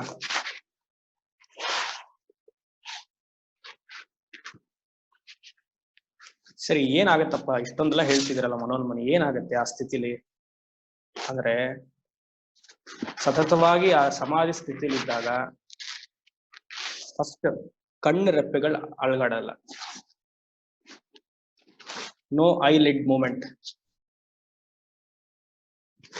ಐಲಿಡ್ ಮೂಮೆಂಟ್ ಆಗ್ಲಿಲ್ಲ ಅಂದ್ರೆ ನೆಕ್ಸ್ಟ್ ಏನಾಗಲ್ಲ, ಪ್ರಾಣದ ಮೂಮೆಂಟ್ ಆಗಲ್ಲ. ಇಡಾ ಪಿಂಗಳಲ್ಲಿ ಪ್ರಾಣ ಹೋಗ್ತಾ ಇಲ್ಲ, ಸುಷುಮ್ನಾಲಿದೆ. ಅದು ಸುಷುಮ್ನಾಲ್ ಹೋಗಿ ಸ್ಥಗಿತ ಆಗಿ ಕುಂಭಕ ಸ್ಥಿತಿಲಿದೆ. ಇಲ್ಲಿ ಚಿಂತಾಮಣಿ ಅಂತ ಒಂದು ಮಣಿ ಉದ್ಭವ ಆಗತ್ತೆ ಯೋಗಿಗೆ. ಸುಷುಮ್ನ ನಾಡಿ ಒಳಗಡೆ ಒಂದು ಸೂಕ್ಷ್ಮವಾದ ಒಂದು ಶಾಖದಲ್ಲಿರುವ ಒಂದು ಗಾಳಿ ಸಂಚಾರ ಮಾಡುತ್ತೆ, ಹೀಟ್ ರೇಸ್. ಸುಷುಮ್ನ ನಾಡಿನೇ ಎಷ್ಟು ಸಣ್ಣದು ಅನ್ಕೊಂಡ್ವಿ, ಒಂದು ಹಸುವಿನ ಕೂದಲು ತಗೊಂಡ್ರೆ ಅಥವಾ ಕುದುರೆಯ ಕೂದಲು 100 ಭಾಗ ಮಾಡಿದ್ರೆ, ಆ 100 ಭಾಗದಲ್ಲಿ ಒಂದು ಭಾಗ ತಗೊಂಡು ಆ ಒಂದು ಭಾಗದಲ್ಲಿ ಮತ್ತೆ 100 ಭಾಗ ಮಾಡೋದು. ಎಷ್ಟು ಮೈನ್ಯೂಟ್ ಅದು. ಆ ಮೈನ್ಯೂಟ್ ಆಗಿರುವ ಸುಷುಮ್ನ ನಾಡಿಯಲ್ಲಿ ಒಂದು ಶಾಖವಾದ ಗಾಳಿ ಹೋಗುತ್ತೆ. ಆ ಗಾಳಿ ಈ ಮುಖವನ್ನ ನೀವು ವಿಜುವಲೈಸ್ ಮಾಡ್ಕೊಳ್ಳಿ. ಆ ಉಜ್ಜಯಿ ಬ್ರೆತ್ ತಗೊಳ್ತಾ ಹೋದಾಗ ಈ ಆಜ್ಞಾ ಚಕ್ರದಲ್ಲಿ ಆ ಗಾಳಿ ಹೀಗ್ ಮೇಲೆ ಹೋಗ್ತಾ ಇರುತ್ತೆ ವಿತ್ ಹೀಟ್. ಅದು ಇಲ್ಲಿ ಬ್ರಹ್ಮರಂಧ್ರಕ್ಕೆ ಹೋಗಿ ಹೊಡೆಯುತ್ತೆ ನಿಧಾನಕ್ಕೆ, ಹಿಂಗೆ ಟಪ್ ಟಪ್ ಟಪ್ ಅಂತ ನಿಧಾನಕ್ಕೆ ಹೋಗಿ ಹೊಡೆದಾಗ ಇಲ್ಲಿ ಶಾಖ ಇರತ್ತಲ್ಲ, ಇಲ್ಲಿಂದ ಮಧು ಸೃಷ್ಟಿ ಆಗ್ಬೇಕು. ಆ ಮಧು ಮತ್ತೆ ಈ ಶಾಖ ಎರಡು ಸೇರಿ ಒಂದು ಚಿಕ್ಕ ಬಾಲ್ ಆಗತ್ತೆ. ಆ ಬಾಲ್ಗೆ ಚಿಂತಾಮಣಿ ಅಂತ ಹೆಸರು. ಇದು ಯೋಗ ಸ್ಥಿತಿ, ಲಂಬಿಕಾ ಯೋಗ, ಕೇಚರಿ ಮುದ್ರೆ ಇರೋರ್ಗೆಲ್ಲ ಇದು ಅನುಭವ ಆಗಿರುತ್ತೆ. ಈ ಲಂಬಿಕಾ ಯೋಗದ ಏನಂದ್ರೆ ಆ ಚಿಂತಾಮಣಿ ಇಲ್ಲಾದಾಗ ಅದು ಹೇಗಿರುತ್ತೆ, ಎಕ್ಸಾಂಪಲ್ ಮತ್ತೆ ಇನ್ನೊಂದು, ಈ ವಿಂಡ್ ಗನ್ ಅಂತ ಬರುತ್ತೆ, ಇಲ್ಲ ಮೈಕ್ರೋಫ್ರೋಪ್ಸಾ, ಅದು ಮನೇಲೆಲ್ಲ ಟೆಸ್ಟ್ ಮಾಡಕ್ಕೆ ನಾವು ಇಟ್ಕೊಳ್ತಿರಲ್ಲ, ಅದು ವಿಂಡ್ ಗನ್ ಅಂತ ಇಟ್ಕೊಳ್ಳಿ. ಮತ್ತೆ ಈ ಥರ್ಮೋಕಾಲ್ ಬಾಲ್ ಚಿಕ್ಕದಾಗಿ ಬರುತ್ತೆ, ಈ ಥರ್ಮೋಕಾಲ್ ಸೋಫಾ ಮಾಡತ್ತೆ ಹಿಂಗೆಲ್ಲ ಕೂತ್ಕೊಂಡು, ಆಯ್ತಲ್ಲ. ಆ ಸೈಜ್ ಅಲ್ಲಿ ಒಂದು ಬಾಲ್ ಆಗಿರುತ್ತೆ ಇಲ್ಲಿ ಇಲ್ಲಿ ಬ್ರಹ್ಮರಂಧ್ರದಲ್ಲಿ. ಇವಾಗ ಶಾಖ ಬಿಸಿ ಗಾಳಿ ಅಂತ ಹೇಳಿದ್ನಲ್ಲ, ಅದು ನೀವು ಇಲ್ಲಿ ಇಟ್ಟಾಗ ಅದೇನಾಗತ್ತೆ, ಮೇಲೆ ಹೋಗ್ತಾ ಇರುತ್ತೆ, ಬಾಲ್ ಸುಮ್ನೆ ಅಲ್ಲೇ ಆಟ ಆಡ್ತಾ ಇರುತ್ತೆ ನೋಡಿ. ಆ ಆಕಾರದಲ್ಲಿ ಅಲ್ಲಿ ಹೋಗಿ ಬ್ರಹ್ಮರಂಧ್ರಕ್ಕೆ ಹೊಡಿಬೇಕಾದ್ರೆ ಅದ್ ಎಲ್ಲಿ ಹೋಗಿ ಹೊಡೆದು ಟಚ್ ಆಗುತ್ತೋ ದಟ್ ಈಸ್ ದಿ ಸಮಾಧಿ ಸ್ಥಿತಿ. ಅಲ್ಲಿ ಹೋಗಿ ನಿಂತು ಬಿಡ್ಬೇಕು. ಆ ಮಧುಗ್ ಮತ್ತೆ ವಾಪಸ್ ಮೂಲ ಅಲ್ಲಿ ಹೋಗಿ ನಿಲ್ಬೇಕು. ಆಗ ಪ್ರಾಣ ಸಂಚಾರವೇ ಇರಲ್ಲ, ಪೂರ್ತಿ ನಮ್ಮ ಆಗ್ಬಿಡುತ್ತೆ ದೇಹ. ಇದು ಎಷ್ಟೋ ಡಾಕ್ಟರ್ಸ್ ಗೊತ್ತಾಗಲ್ಲ, ಮೆಡಿಕಲ್ ಡಾಕ್ಟರ್ಸ್ಗೆ. ಫ್ಲೋ ಆಗ್ತಿಲ್ಲ, ಬ್ಲಡ್ ಫ್ಲೋ ಆಗ್ತಿಲ್ಲ, ಅಲ್ಲಿ ಏನೋ ಒಂದು ಬ್ಲಾಕ್ ಇದೆ. ಯೋಗಿಗೆ ಎಂತದ್ ಬ್ಲಾಕ್? ಎಲ್ಲ ಒಂದ್ ಬಿಟ್ಟು ಅವ್ನ ಮೇಲಕ್ಕೆ ಹೋಗಿದಾಗ ಅವ್ರು ಇಲ್ಲಿ ಇಟ್ಕೊಂಡು ನಾಡಿ ಚೆಕ್ ಮಾಡ್ತಿರ್ತಾರೆ, ಇಲ್ಲ ನಾರ್ಮಲ್ ಡಾಕ್ಟರ್ ಸೆಟಸ್ಕೋಪ್ ಹಾಕೊಂಡು ನೋಡ್ತಿರ್ತಾರೆ. ಚಂದ್ರಶೇಖರ ಭಾರತಿಗಳು ಹೀಗೆ ಯಾರೋ ಬಂದ್ರಂತೆ. ಅವ್ರು ಊಟ ಮಾಡ್ತಿರ್ಲಿಲ್ಲ, ಏನೂ ಇಲ್ಲ, ಎಲ್ಲ ಈ ಸ್ಥಿತಿಲಿ ಇದ್ಬಿಟ್ಟಿದ್ರು. ಭಯ ಆಗೋಗ್ತು, ಏನ್ ಗುರುಗಳು ಹೊರಟ್ಬಿಡ್ತಾರ ಇವತ್ತೋ ನಾಳೆನೋ ಹಾಗೆ ಅಂತ. ಸರಿ ಡಾಕ್ಟರ್ ಕರ್ಕೊಂಡು ಬಂದ್ರು. ಆಲ್ರೆಡಿ ಒಂದೆಲ್ಲ ಡಾಕ್ಟರ್ಸ್ ಚೆಕ್ ಮಾಡಿದ್ದಾರೆ. ಏನು ಇವತ್ತು ಎಲ್ಲೂ ಬ್ಲಡ್ ಫ್ಲೋರೇ ಆಗ್ತಿಲ್ಲ ದೇಹದಲ್ಲಿ, ಎಲ್ಲ ನಿಂತ್ಬಿಟ್ಟಿದೆ. ಇಲ್ಲಿ ಮಾತ್ರ ಬ್ಲಡ್ ಫ್ಲೋ, ಇಷ್ಟು ಮುಖದಲ್ಲಿ ಮಾತ್ರ, ಮಿಕ್ಕಿದೆಲ್ಲ ಹೆಪ್ಕಟ್ ತರ ನಿಂತ್ಬಿಟ್ಟಿದೆ, ಬ್ಲಡ್ ಕ್ಲಾತ್ ಅನ್ಕೊಳ್ಳಿ ಆ ತರ. ಎಲ್ಲ ಆಯುರ್ವೇದಿ ಆಯ್ತು, ಅಲೋಪತಿ ಆಯ್ತು, ಎಲ್ಲಾ ಡಾಕ್ಟರ್ಸ್ ಬಂದು ಇಲ್ಲ ಇನ್ನಾಗಲ್ಲ, ಹೋದ್ರು ಇವರು ಅಂತ ಆಯ್ತು. ನಾಳೆ ಒಂದ್ಸತಿ ಟೆಸ್ಟ್ ಮಾಡಿ ಏನ್ ಟ್ರೀಟ್ಮೆಂಟ್ ಕೊಡ್ಬೇಕು ಹಾಗೆ ಅಂತ ನೋಡೋಣ, ಇನ್ನೊಂದ್ಸತಿ ಒಂದು ಟೆಸ್ಟ್ ಬೇಕು ಹಾಗೆ ಗುರುಗಳಿಗೆ ಅಂತ. ಸರಿ ಬೆಳಗ್ಗೆ ಅವ್ರದೆಲ್ಲ ಅನುಷ್ಠಾನ ಮುಗಿಸ್ಕೊಂಡ್ ಬಂದ್ರು. ನೆನ್ನೆ ಎಷ್ಟು ಬ್ಲಾಕ್ ಆಗಿತ್ತು ಅವಾಗ ಎಲ್ಲ ಹರಡ್ತಿದೆ, ಆರಾಮಾಗಿದೆ, ನಾರ್ಮಲ್ ನಮ್ ತರ ಇದ್ಬಿಟ್ಟಿದ್ದಾರೆ. ಆಶ್ಚರ್ಯ, ನೆನ್ನೆ ನೋಡಿದ್ರೆ ಹೀಗೆ, ಇವತ್ತು ಹಾಗೆ. ಹೇಗೆ ಹೇಳ್ತೀರ? ಯೋಗಿ ಆದವನ್ಗೆ ಅವನು ಗೊತ್ತು ಅವನ ದೇಹ ಸ್ಥಿತಿ ಏನು ಅಂತ. ನಾವು ಹೊರಗಡೆಯಿಂದ ಅಲ್ಲೇ ಇದು ವಿಶ್ಲೇಷಣೆ ಮಾಡಕ್ಕಾಗತ್ತಾ?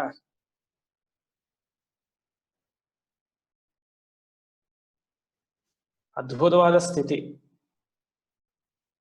ಪ್ರಾಣ ಅಲ್ಲಿ ನಿಂತು ಬಿಡತ್ತೆ, ಕಂಡ್ರತ್ತೆ ಮೂವ್ಮೆಂಟ್ ಆಗಲ್ಲ.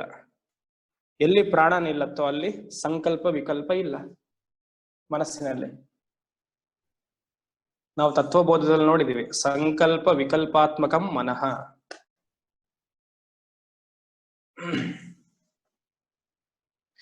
ಫಸ್ಟ್ ಆಸನ ಸಿದ್ಧಿ ಆಗ್ಬೇಕು ನಮಗೆ. ಇಷ್ಟೆಲ್ಲ ನಾವು ಮಾಡ್ಬೇಕು ಅಂತಿದ್ಯಲ್ವಾ, ಒಂದ್ ಕಡೆ ನಾವು ಹೀಗ್ ಕೂರ್ತೀವ, ಚಕ್ಕಳ್ಮಕ ಹಾಕಿ ಕೂರೋದನ್ನ ಕಾಲ್ ಹೀಗ್ ಮಾಡ್ತೀವಿ, ತೊಡೆ ನಲ್ಲೆತ್ತೀವಿ, ಕಡೆ ಇಡ್ತೀವಿ, ಅರ್ಧ ಪದ್ಮಾಸನ ಹಾಕ್ತಿವಿ, ಕಾಲ್ ಚಾಚ್ಕೊಳ್ತೀವಿ.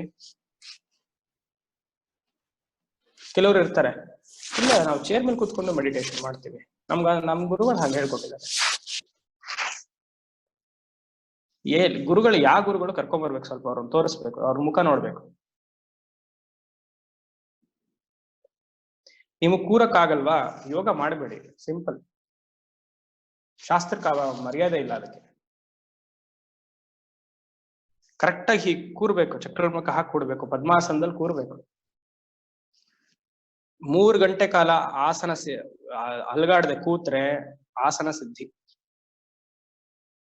ಯಾರಿಗೆ ಆಸನ ಸಿದ್ಧಿ ಆಗಿದ್ಯೋ ಪ್ರಾಣಶಕ್ತಿ ಈಸಿಯಾಗಿ ಇಡಾಪಿಂಗಳದಿಂದ ಹೋಗುತ್ತೆ. ರಾಮಕೃಷ್ಣ ಪರಮಹಂಸರು ಭಾವಕರು ಬಹಳ. ಒಬ್ಬ ಯಾರು ಯೋಗಿ ಪದ್ಮಾಸನ ಹಾಕಿ ಕೂತಿದ್ದಾಗ ಅವ್ರು ಸಮಾಧಿಗೆ ಹೋಗ್ಬಿಡೋರು, ನೋಡ್ತಾ ಇದ್ದ ಹಾಗೆ. ಇವಾಗ ನಾವು ಪದ್ಮಾಸನ ಹಾಕಿ ಕೂತಾಗ ನನ್ನನ್ನು ಅವ್ರು ನೋಡಿದ್ರೆ ಅವ್ರು ಸಮಾಧಿಗೆ ಹೋಗ್ತಿದ್ರು. ಯಾಕಂದ್ರೆ ಪ್ರಾಣಶಕ್ತಿ ಅಷ್ಟು ಕ್ಲೀನ್ ಆಗಿ ಫ್ಲೋ ಆಗತ್ತೆ.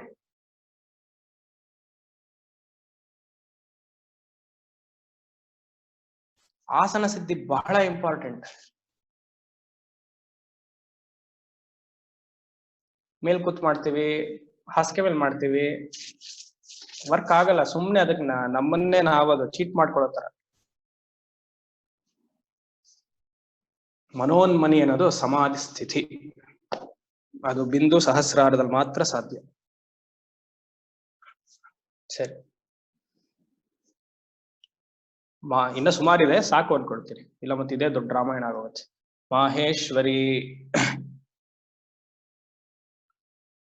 ಮಾಹೇಶ್ವರಿ ಈಶ್ವರಿ, ಮತ್ತೆ ಹೇಳಿದ್ವಿ ಮಾಹೇಶ್ವರಿಗೂ ನಾಮ ನೋಡುದಲ್ಲ, ಸರ್ವೇಶ್ವರಿ ಎಲ್ಲ ಒಂದೇನೆ. ಈಶತ್ವ ಶಕ್ತಿ ಉಳ್ಳವಳು ಅಂದ್ರೆ ಮಾಯಾ, ಪ್ರಕೃತಿ ಸ್ವರೂಪ. ಮಹಾದೇವಿ ದೇವಿ ದಿವ್ ಅನ್ನುವ ಧಾತುವಿಂದ ತೆಗೆದಿರೋದಕ್ಕೆ ಮಹಾದೇವಿ ಅಂದ್ರೆ ಪ್ರಕಾಶವಾದದ್ದು, ಡಿವೈನ್ ಲೈಟ್. ಡಿವೈನ್ ಲೈಟ್ ಅಂದ್ರೆ ಕಾನ್ಶಿಯಸ್ನೆಸ್, ಚೈತನ್ಯ ಶಕ್ತಿ, ಬ್ರಹ್ಮ ವಸ್ತು. ಮಹಾಲಕ್ಷ್ಮಿ ಮೃಡಪ್ರಿಯ. ಮಹಾಲಕ್ಷ್ಮಿ, ಇಲ್ಲಿ ಲಕ್ಷ್ಮಿ ಅನ್ನೋ ಪದಕ್ಕೆ ಲಕ್ಷ್ಯತೆ ಇತಿ ಲಕ್ಷ್ಮಿ, ಗೋಲ್, ಗುರಿ, ಅದಕ್ಕೆ ಲಕ್ಷ್ಮಿ ಅಂತ ಹೆಸರಿದೆ. ಮೃಡ ಅಂದ್ರೆ ಶಿವ, ಮೃಡ ಪ್ರಿಯ ಅಂದ್ರೆ ಶಿವನಿಗೆ ಪ್ರಿಯವಾದವಳು ಮಹಾಲಕ್ಷ್ಮಿ. ಅಂದ್ರೆ ಇಲ್ಲಿ ಮಹಾಲಕ್ಷ್ಮಿಗೆ ಹೆಸರು ಪಾರ್ವತಿ. ಕೈಲಾಸದಲ್ಲಿ ಶಿವನ ಎಡೆಯ ತೊಡೆಯ ಮೇಲೆ, ಲೆಫ್ಟ್ ಲ್ಯಾಪ್ ಮೇಲೆ ಶ್ಯಾಮಳಾಗಿ ಕೂತ್ಕೊಂಡಿರುವುದಕ್ಕೆ ಮಹಾಲಕ್ಷ್ಮಿ ಅಂತ ಹೆಸರು. ಅನುಗ್ರಹ ಮಾಡುವವಳಿಗೆ ಮಹಾಲಕ್ಷ್ಮಿ. ಕನಕಧಾರ ಸ್ತೋತ್ರ. ಅಂಗಂ ಹರೇ ಪುಲಕ ಭೂಷಣಮಾಶ್ರಯಂತಿ ವೃಂಗಾಂಗನೇವ ಮುಕುಲಾಭರಣ ತಮಾಲಂ. ಅಂಗೀಕೃತ ಕಿಲ ವಿಭೂತಿ ಅಪಾಂಗಲೀಲಾ ಮಾಂಗಲ್ಯ ದಾಸ್ತು ಮಮ ಮಂಗಳ ದೇವತಾಯ.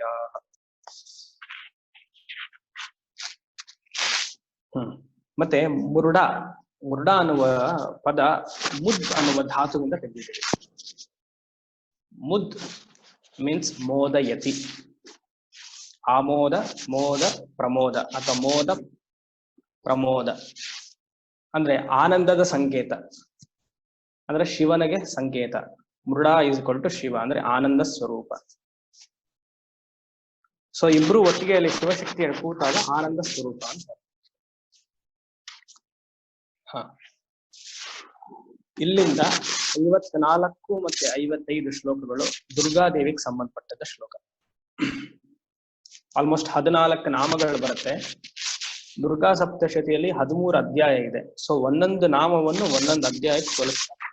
ಇದು ವಿಶೇಷವಾದ ಕ್ರಮ. ನಾನು ಅಷ್ಟು ಡೀಟೇಲ್ ಆಗಿ ಹೇಳೋದಿಲ್ಲ, ಇಷ್ಟು ಮಾತ್ರ ಹೇಳ್ತೀನಿ. ಒಂದೊಂದು ನಾಮ ಇಸ್ಕೊಳ್ತು ಒಂದೊಂದು ಚಾಪ್ಟರ್. ಎಲ್ಲ 13 ಚಾಪ್ಟರ್ ಸೇರಿ ಒಂದು ಬೀಜಾಕ್ಷರ ಮಾಡಿದ್ದಾರೆ, ಅದು 14 ನಾಮ. 54ರಿಂದ 55 ಮಹಾರೂಪ ಇಂದ ಮಹಾಯೋಗೇಶ್ವರಿಗೆ 14 ನಾಮ ಬರುತ್ತೆ. ಒಂದೊಂದು ನಾಮವು ಒಂದೊಂದು ದುರ್ಗಾ ಸಪ್ತಶತಿಯ ಅಧ್ಯಾಯಕ್ಕೆ ಒಂದೊಂದು ನಾಮವನ್ನು ಕೊಟ್ಟಿದ್ದಾರೆ.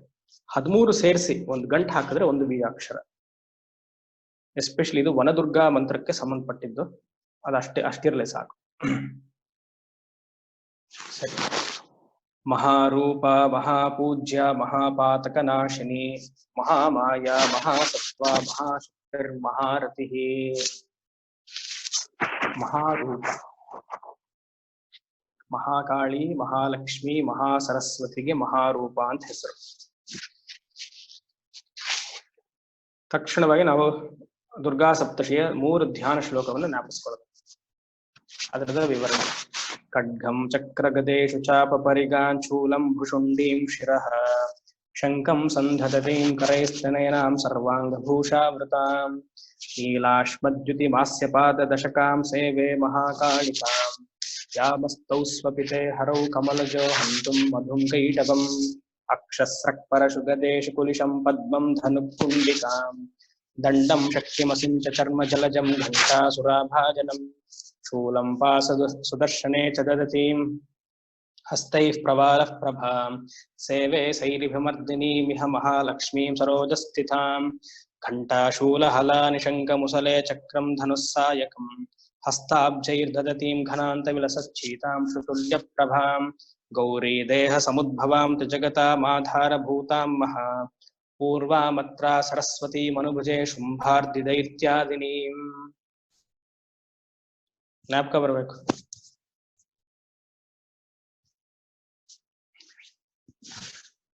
ಹತ್ತು ಕೈಗಳು ಮಹಾಕಾಳಿಗೆ, 10 ಕೈ, 10 ತಲೆ, 10 ಕಾಲುಗಳು.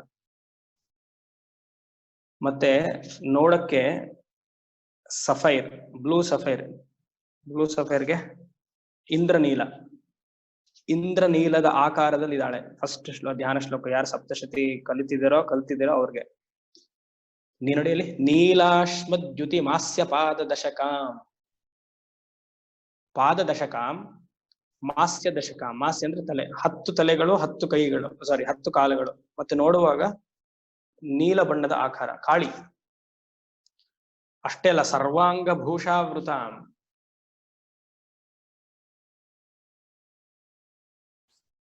ಕಮಲಜೋ ಹಂತುಂ ಮಧುಂ ಕೈಟಭಂ, ಬ್ರಹ್ಮ ಚತುರ್ಮುಖ ಬ್ರಹ್ಮ ಕಮಲಜ, ನಾರಾಯಣ ಕಮಲದಿಂದ ಉದ್ಭವ ಆಗಿ ಅವನು ನಾರಾಯಣ ಯೋಗ ನಿದ್ರೆಯಲ್ಲಿದ್ದಾಗ ಮಧುಕೈಟವರನ್ನ ಸಂಹಾರ ಮಾಡಕ್ ಪ್ರಾರ್ಥನೆ ಮಾಡ್ಕೊಂಡಾಗ ಮಹಾಕಾಳಿ ಅವತಾರ ಆಯ್ತು. ವಿಶ್ವರೂಪ ದರ್ಶನ, ಅದಕ್ಕೆ ಮಹಾರೂಪ.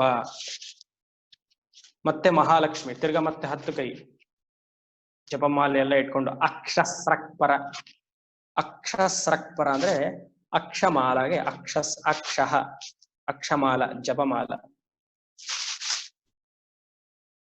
ಮತ್ತೆ ಕೊನೆಯದು ಸರಸ್ವತಿ. ನಾವ್ ಅನ್ಕೊಂಡಿರೋದು ಸಾತ್ವಿಕವಾದ ಸರಸ್ವತಿ, ಇಲ್ಲಿ ತಾಮಸಿಕವಾದ ಸರಸ್ವತಿ. ಮತ್ತೆ 8 ರಿಂದ 10 ಆಯುಧಗಳನ್ನ ಇಟ್ಕೊಂಡು ಶುಂಭ ದೈತ್ಯರನ್ನ, ಶುಂಭ ನಿಶುಂಭರನ್ನ ಸಂಹಾರ ಮಾಡೋದು. ಈ ಸರಸ್ವತಿಯನ್ನು ನಾವು ನೋಡೇ ಇಲ್ಲ. ಅದಕ್ಕಾದ್ರೂ ದುರ್ಗಾ ಸಪ್ತಶತಿಯನ್ನು ಅಧ್ಯಯನ ಮಾಡ್ಬೇಕು. ಕಾಳಿನೂ ಮೀರಿಸ್ತಾಳೆ ಕೊನೆಯಲ್ಲಿ, ಕಾಳಿನೂ ಮೀರಿಸಿ ಎಲ್ಲರನ್ನೂ ಸಂಹಾರ ಮಾಡೋದು. 5 ರಿಂದ 13ನೇ ಅಧ್ಯಾಯ ಪೂರ್ತಿ ದುರ್ಗಕ್ಕೆ ಸಂಬಂಧಪಟ್ಟಿದ್ದು, ಸಾರಿ ಸರಸ್ವತಿಗೆ. 2 ರಿಂದ 4 ಲಕ್ಷ್ಮಿಗೆ, ಒಂದೇ ಒಂದು ಅಧ್ಯಾಯ ಕಾಳಿಗೆ. ಮತ್ತೆ ಬಂದಿದ್ ಹೇಗೆ? ಗೌರಿ ದೇಹ ಸಮುದ್ಭವಾಂ ತ್ರಿಜಗತಾಂ ಆಧಾರಭೂತಾಂ ಮಹಾ. ಗೌರಿಯ ದೇಹದಿಂದ ಉದ್ಭವ ಆಗಿತ್ತು. ತ್ರಿಜಗತ, 3 ಲೋಕವನ್ನು ಕಾಪಾಡುವವಳು, ಸಂರಕ್ಷಣೆ ಮಾಡುವವಳು. ಮಹಾಪೂರ್ವ ಮಾತ್ರ ಸರಸ್ವತಿ ಮನುಭಜೆ ಶುಂಭಾರ್ಧ್ಯ ದೈತ್ಯಾದಿನಿ. ನಾನು ಯಾಕೆ ಇವೆಲ್ಲ ರೆಫರೆನ್ಸಸ್ ಕೊಡ್ತೀನಿ ಅಂದ್ರೆ ನಿಮ್ಗದು ಈಸಿ ಆಗ್ಬೇಕು. ಹೀಗೆ ಸಮಸ್ತವಾಗಿ ಎಲ್ಲವನ್ನು ಅಧ್ಯಯನ ಮಾಡಿದಾಗ ಮಾತ್ರ ಒಂದಲ್ಲಿ ಹೇಳುವ ಗ್ರಂಥವನ್ನ ಇನ್ನೊಂದಕ್ಕೆ ರೆಫರೆನ್ಸ್ ಹುಡುಕಕ್ ಈಸಿ. ಒಂದೇ ಗ್ರಂಥವನ್ನ ಇಟ್ಕೊಂಡ್ರಾಗ ನಮ್ಗೆ ಪೂರ್ತಿ ಫಲ ಅಥವಾ ಅದನ್ನ ಅರ್ಥ ಹೇಳಕ್ ಬಹಳ ಕಷ್ಟ.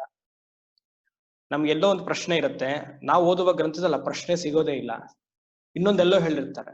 ಸೊ ಸಮಸ್ತವಾಗಿ ಅಥವಾ ಸಮಗ್ರವಾಗಿ ನಾವು ಅಧ್ಯಯನ ಮಾಡಿದಾಗ ಇಲ್ಲಿರೋ ಪ್ರಶ್ನೆಗೆ ಎಲ್ಲೋ ಉತ್ತರ ಸಿಗುತ್ತೆ. ಹೋಲಿಸ್ಟಿಕ್ ಅಪ್ರೋಚ್ ಅಂತ ಅದಕ್ಕೆ ಹೇಳೋದು. ಎಲ್ಲವನ್ನು ಅಧ್ಯಯನ ಮಾಡಿ ಅದನ್ನ ಲಿಂಕ್ ಮಾಡಬೇಕು. ಲಲಿತಾ ಸಹಸ್ರನಾಮದಲ್ಲಿ ಮುಂದೆ ಹೇಳಿರೋದನ್ನ ಹಿಂದಕ್ಕೆ ಲಿಂಕ್ ಮಾಡಬೇಕು, ಹಿಂದೆ ಹೇಳಿರೋದನ್ನ ಮುಂದಕ್ಕೆ ಮಾಡಬೇಕು. ಆಗಾಗ್ನೇ ನಿಮ್ಗೆ ನಿಧಿಧ್ಯಾಸನ, ಅನುಷ್ಠಾನ ಎಲ್ಲ ಬಹಳ ಈಸಿ ಆಗೋದು. ಆ ಒಂದೇ ಒಂದು ಗ್ರಂಥ ಇಟ್ಕೊಂಡು ಅದಕ್ಕೆ ಡಿಸ್ಕಷನ್ ಮಾಡ್ತಾ ಹೋದ್ರೆ, ಅದಕ್ಕೆ ಗ್ರೂಪ್ ಸ್ಟಡಿ ಮಾಡಿದ್ರೆ ಏನು ಉಪಯೋಗ ಆಗಲ್ಲ. ಎಲ್ಲಾ ಕಡೆನೂ ಗೊತ್ತಿರ್ಬೇಕು ಸಮಗ್ರವಾಗಿ. ಬರ್ಡ್ಸ್ ಐ ವ್ಯೂ ಅಂತ ಹೇಳ್ತಾರಲ್ಲ, ಆತರ ಗೊತ್ತಿದ್ರೇನೆ it is easy to link. ಇದೇ ಸಂಪ್ರದಾಯ.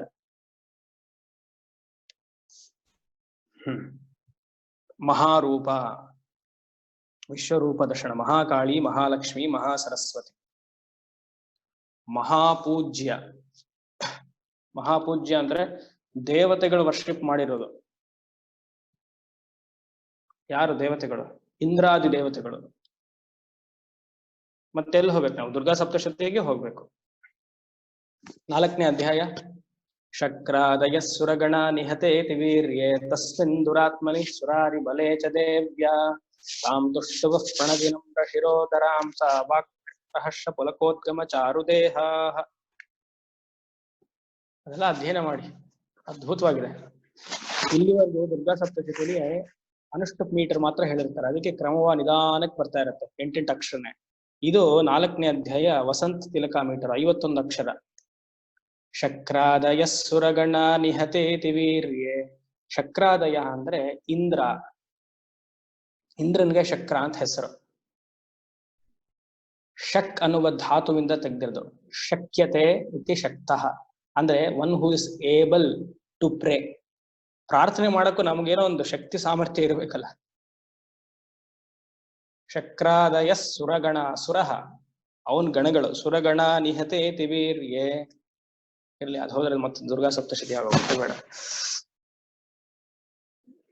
ಮಹಾಪೂಜ್ಯ, ಎಲ್ಲಾ ದೇವತೆಗಳು ವರ್ಷಿಪ್ ಮಾಡಿರೋ ಅಮ್ಮನವ್ರನ್ನ ಅಂತ.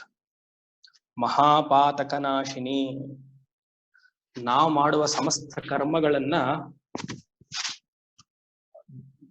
ಧ್ವಂಸ ಮಾಡುವವಳು. ಸಮಸ್ತ ಕರ್ಮಗಳು ಅಂದ್ರೇನು? ದುಷ್ಟ ಕರ್ಮಗಳು, ರಾಂಗ್ ಡೂಯಿಂಗ್ಸ್, ಪಾಪ ಕರ್ಮಗಳು. ಎಲ್ಲಾ ಕರ್ಮಗಳು ಪ್ರಾಯಶ್ಚಿತ್ತದಲ್ಲಿ ಹೋಗತ್ತೆ ಅಂತ ಹೇಳಕ್ ಸಾಧ್ಯವೇ ಇಲ್ಲ.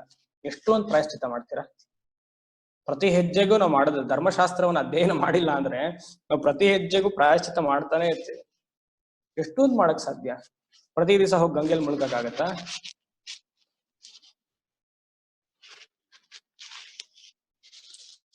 ಅದೆಲ್ಲ ಕರ್ಮಗಳನ್ನು ತಗೊಂಡು ಅಂದ್ರೆ ಏನೋ ಶರಣಾಗತಿ ಆಗ್ಬೇಕು. ಎಷ್ಟೋ ಪ್ರಾಯಶ್ಚಿತ್ತ ಮಾಡಿದ್ರು ಮೂಲವಾಗಿ ಸಂಸ್ಕಾರ ರೂಪದಲ್ಲಿ ಇರುತ್ತೆ, ವಾಸನಾ ರೂಪದಲ್ಲಿ ಇನ್ನ ಹಾಗಿರ್ತದೆ, ಆಚೆ ಬರೋದೇ ಇಲ್ಲ. 20-30 ವರ್ಷ ಒಬ್ಬೊಬ್ಬನ ಜೀವನವನ್ನು ನೋಡಿದಾಗ ಏನಪ್ಪಾ ನಾವು ಆರ್ಥಿಕವಾಗಿದ್ದಾನೆ ಅನ್ಸುತ್ತೆ. ಆಮೇಲೆ ಅವ್ನ ಬದಲಾವಣೆನೇ ಬೇರೆ ಆಗೋದು. ಗೊತ್ತಾಯ್ತು ಸಂಸ್ಕಾರಗಳು ಯಾವ ಜನ್ಮದ ಫಲ ಇವಾಗ ಕೊಡ್ತಿತ್ತೋ ಈ ಶರೀರಕ್ಕೆ, ಈ ಸಂಸ್ಕಾರವನ್ನೆಲ್ಲ ಹೋಗ್ಸುವವಳು ಅಂದ್ರೆ ದುರ್ಗಾದೇವಿಗೆ ಶರಣ ಆಗ್ಬೇಕು. ಸರೆಂಡರ್. ದುರ್ಗಾ ದುರ್ಗತಿ ನಾಶಿನಿ, ನಮ್ಮಲ್ಲಿರುವ ದುಃಖವನ್ನೆಲ್ಲ ಮತ್ತೆ ಲಿಂಕ್ ಮಾಡ್ಕೊಳ್ಳಿ. ದುಃಖ ಹಂತ್ರಿ ಸುಖಪ್ರದ, ಅಲ್ಲೂ ದುರ್ಗಾ ನಾಮನೇ ಹೇಳಿದ್ದೆ ನಾನು ಮತ್ತೆ.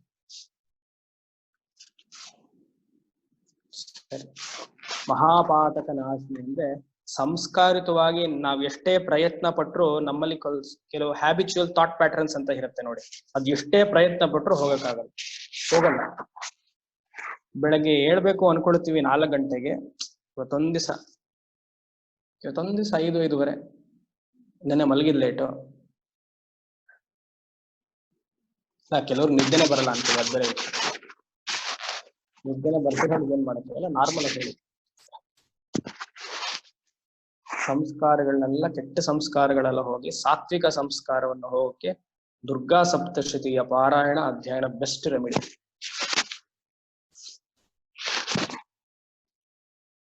ಜ್ಯೋತಿಷ್ಯದಲ್ಲಿ ನಾನು ಇಟ್ಕೊಂಡದ್ದು ಒಂದು ಕ್ರಮ, ಸಿಂಪಲ್ ಹೇಳ್ಬಿಡ್ತೀನಿ, ನೀವು ಜ್ಯೋತಿಷ್ಯ ಆಗ್ಬಿಡ್ಬೋದು. ಇವಾಗಲೇ ಕೆಲವು ಪರಿಹಾರಗಳನ್ನೆಲ್ಲ ಹೇಳೋದು, ವರ್ಕ್ ಆಗ್ಲಿಲ್ವಾ ದುರ್ಗಾ ಸಪ್ತಶತಿ ಪಾರಾಯಣ ಮಾಡಪ್ಪ ಅನ್ನೋದಷ್ಟೇ, ಖಂಡಿತ ಆಗತ್ತೆ. ನೀವು ಆ ದೇವರ ಸುತ್ತೋದು, ಇದಕ್ಕೆ ಹೋಗೋದು, ಆ ಮರನ ಸುತ್ತೋದಲ್ಲ ಅವಶ್ಯಕತೆನೇ ಇಲ್ಲ. ಡೈರೆಕ್ಟ್ ಆಗಿ ದುರ್ಗಾ ಸಪ್ತಶತಿ ಪಾರಾಯಣ ಇಟ್ಕೊಂಡ್ರೆ ಖಂಡಿತ ಆಗುತ್ತೆ. ಯಾಕೆ ಅಮ್ಮನವರೇ ಹೇಳಿದ್ದಾರೆ, ಸರ್ವಬಾಧಾ ಪ್ರಶಮನಂ ತ್ರೈಲೋಕ್ಯಸ್ಯ ಅಖಿಲೇಶ್ವರಿ ಏವಮೇವ ತ್ವಯಾ ಕಾರ್ಯಮಸ್ಮದ್ವೈರಿ ವಿನಾಶನಂ. ಸರ್ವಬಾಧಾ ಪ್ರಶಮನಂ, ನಮ್ಮ ಬಾಧೆ ಇಲ್ಲ, ತ್ರೈಲೋಕ್ಯ ಅಖಿಲೇಶ್ವರಿ, 3 ಲೋಕದಲ್ಲಿರುವ ಬಾಧೆಯನ್ನು ನಿವಾರಣೆ ಮಾಡುವ. ನೀವು ದೈಹಿಕ ಬಾಧೆನ, ಮಾನಸಿಕ ಬಾಧೆನ, ಬೌದ್ಧಿಕವಾಗ ಯಾವ್ದನ್ನು ಕೇಳ್ತೀರ, 3 ದೇವತೆಗಳು 30 ಕೈ 30 ಆಯುಧ ಇಟ್ಕೊಂಡಾಗ ನಮ್ಮ ಬಾಧೆಗಳನ್ನ ನಿವಾರಣೆ ಮಾಡಕ್ ಆಗಲ್ಲ ಅಂತ ಹೇಳ್ತಾರೆ.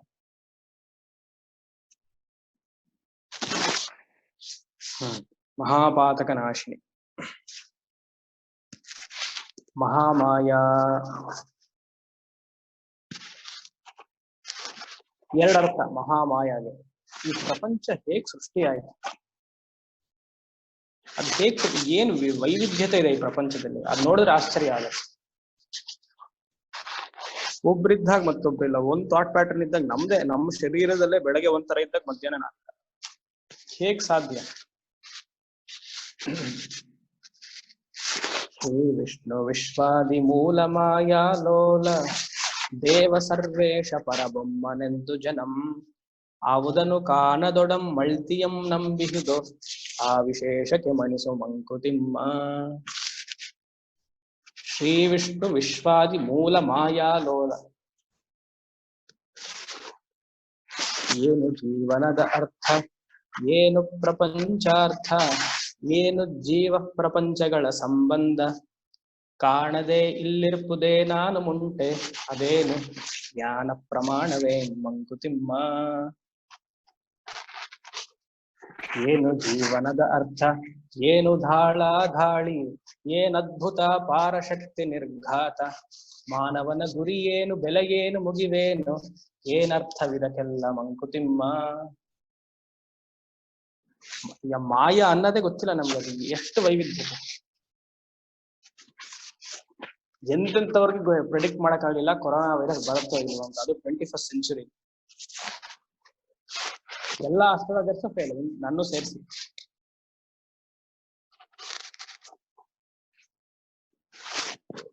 ನಾನು ನಮ್ ಗ್ರೂಪ್ ಅಲ್ಲಿ ಹಾಕಿದ್ದೆ ಮೇಲ್ ಕ್ಲಿಯರ್ ಆಗಿ ಹೋಗುತ್ತೆ ಅಂತ, ಎಲ್ರು ಹೇಳ್ದಾಗ ಆಗ್ಲಿಲ್ಲ, ನೀವು ಹೇಳ್ದಾಗ ನಾನು ಅದೇ ಹೇಳಿದ್ ನಾನೇನ್ ಬ್ರಹ್ಮನಪ್ಪ, ಏನೋ ಒಂದು ಇಂಡಿಕ್ಟಿವ್ ಆಗಿ ಹೇಳಿದ್ವಿ.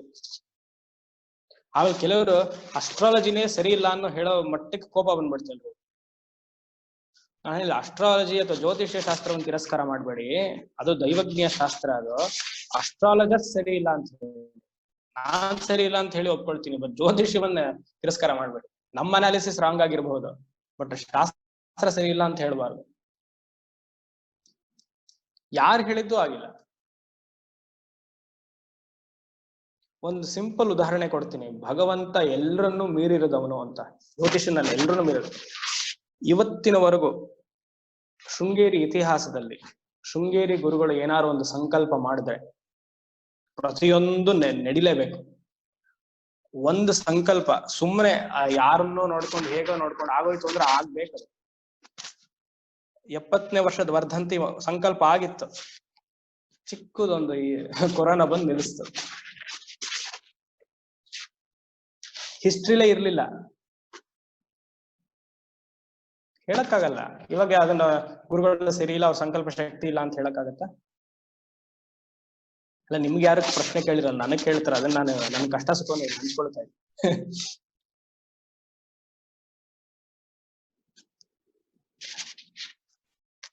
ಬಹಳ ಕಷ್ಟ ಉತ್ತರಿಸೋದು ಇದಕ್ಕೆಲ್ಲ. ಮಹಾಮಾಯ ಅಂತಾನೆ ಹೇಳ್ಬೇಕಷ್ಟೆ.